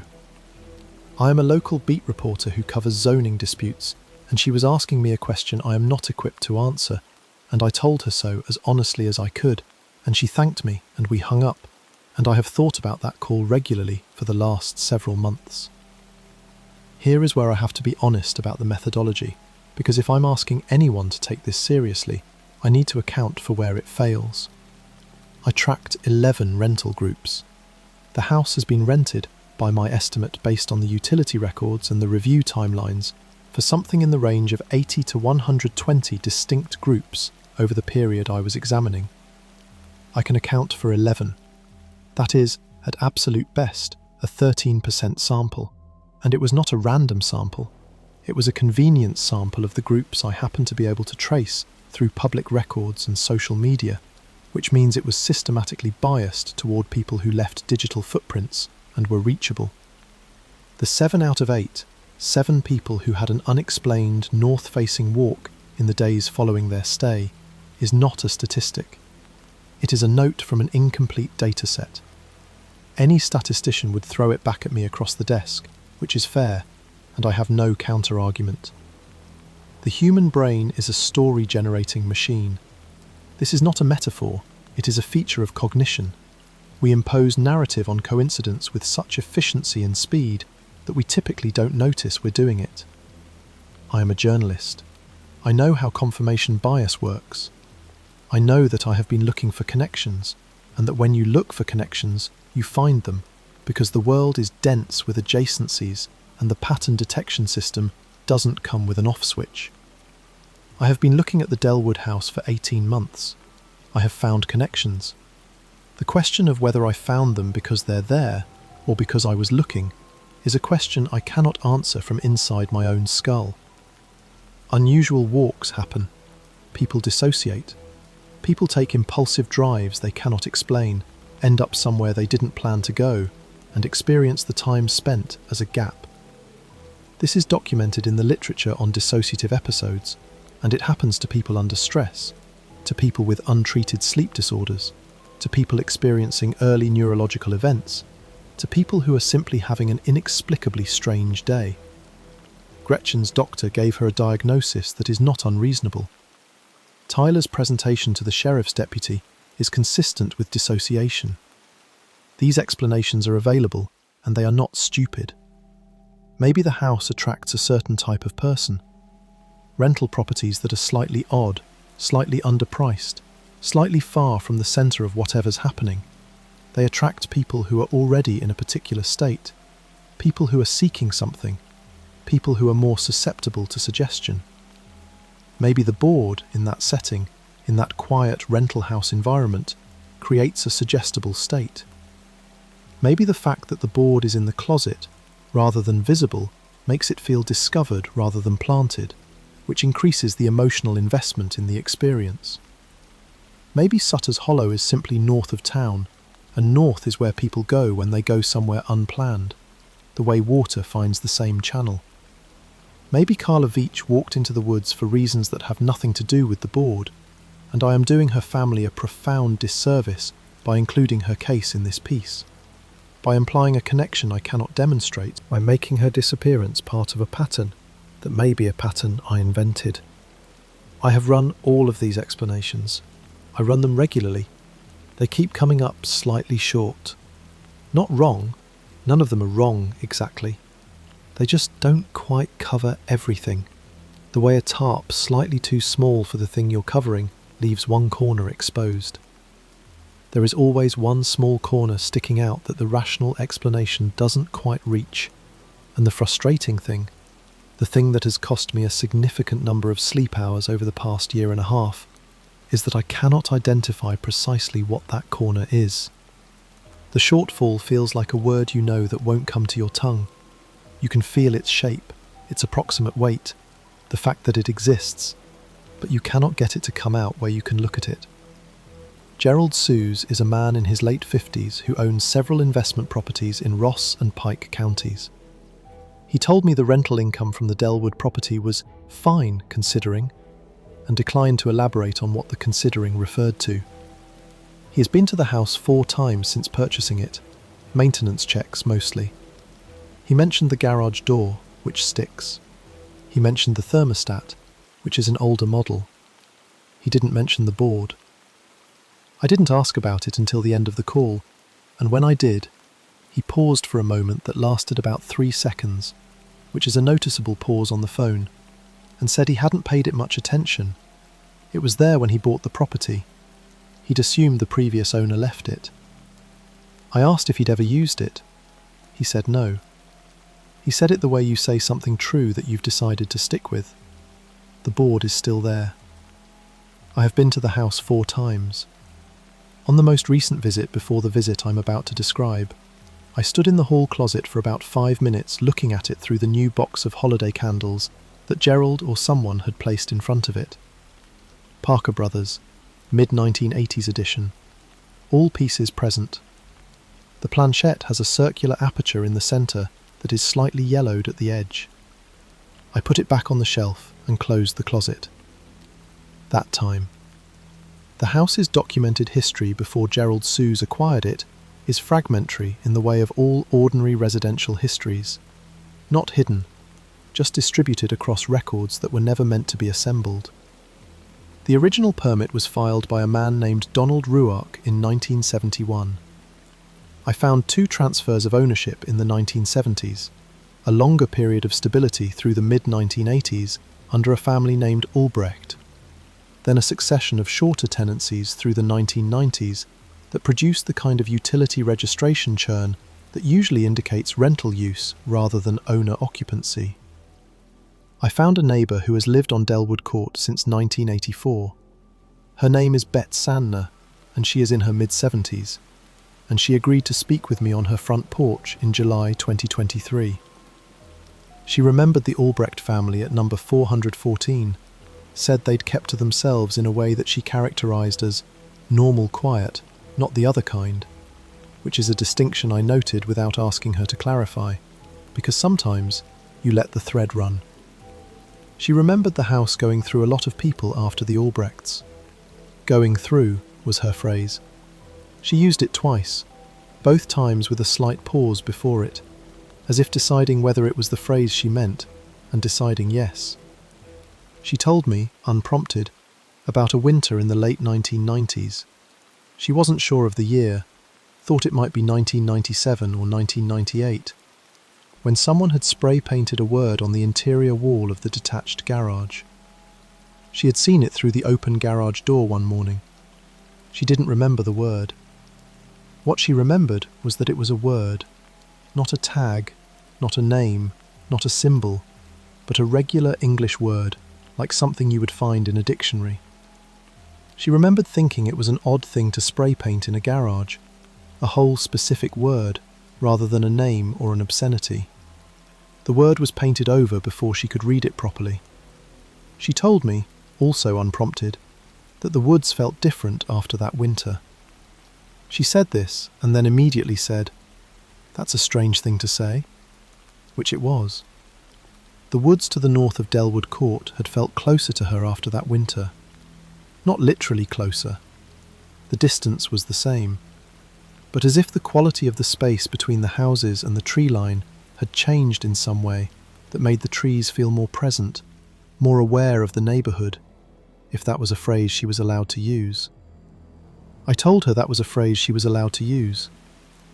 The fourth visit was on a Thursday in May 2024. I went alone. Gerald was not home. I had a key for interior photography for a potential feature about the local rental market, a feature I had pitched specifically to get access to the interior for a long, uninterrupted period.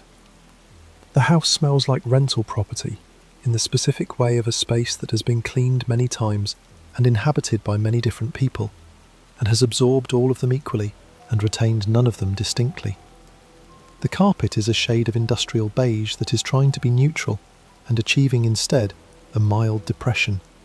The wall-mounted thermostat in the hallway is an older analogue model with a yellowing plastic housing. The east-facing windows with the black shutters let in a particular quality of morning light, low and slightly grey, falling across the living room floor in a way that makes the room look like a stage set of itself, rather than the thing it actually is. The hall closet is a standard interior closet, 3 feet deep by 4 feet wide, with a single overhead light on a pull chain and a shelf at approximately eye level. The new box of holiday candles is a red and green Yankee Candle gift set. Behind it, on its side, was the board. Parker Brothers, mid-1980s. The planchette resting on top of it. The closet also smells of pine, air freshener and cardboard. Under those there is something else that I have been trying to identify for 4 visits and have not successfully identified. It is not mould. It is not rot. The closest I can get, and I want to be precise because I am trying to remain a journalist, even when it is difficult to remain a journalist, is turned earth in cold weather. Stone that has been wet and then dried. Something geological, something that comes from below. I stood in the hall closet for a period of time I did not track. I was taking photographs. Then I took the board down and photographed it on both sides. At some point I was sitting on the living room floor.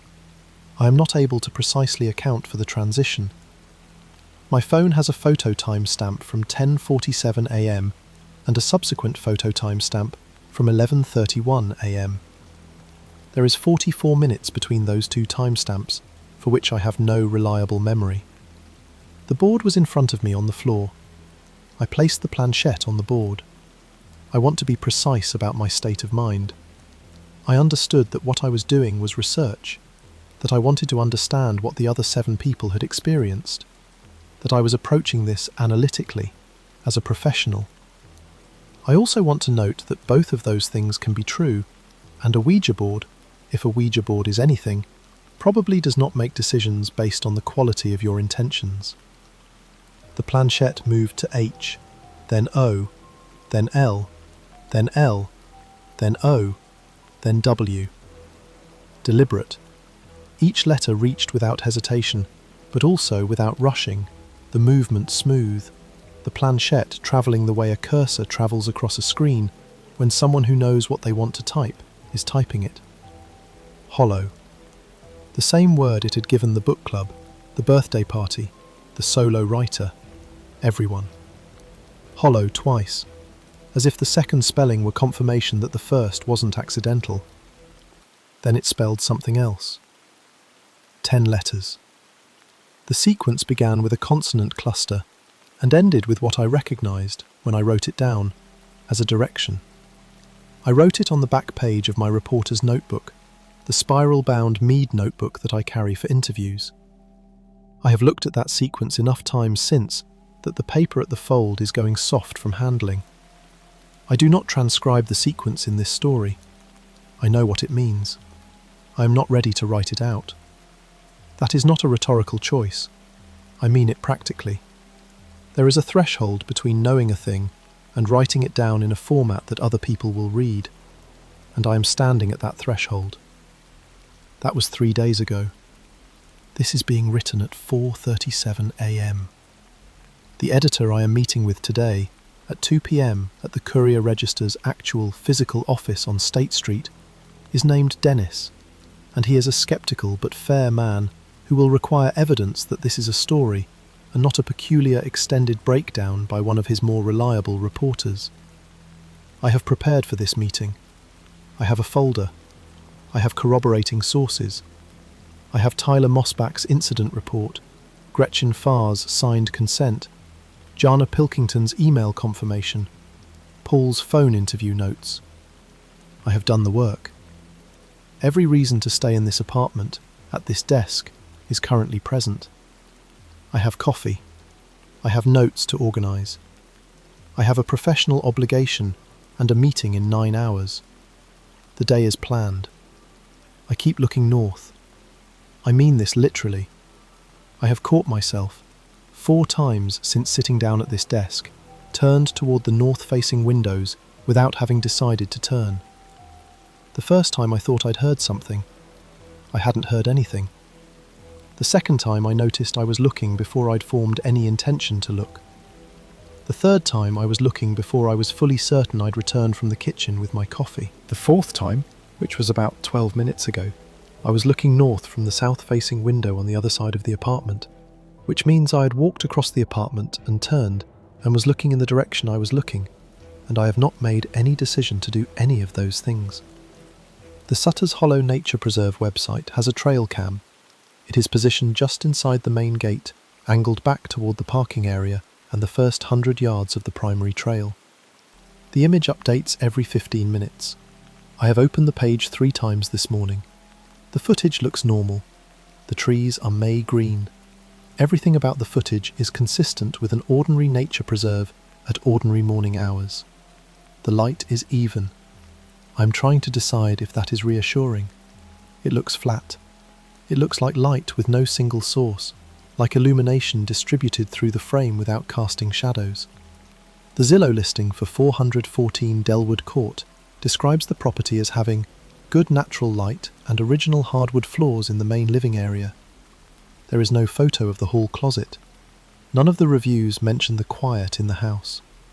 One review mentions the neighbourhood is peaceful, which is the word people use when they mean something that doesn't have a better word available.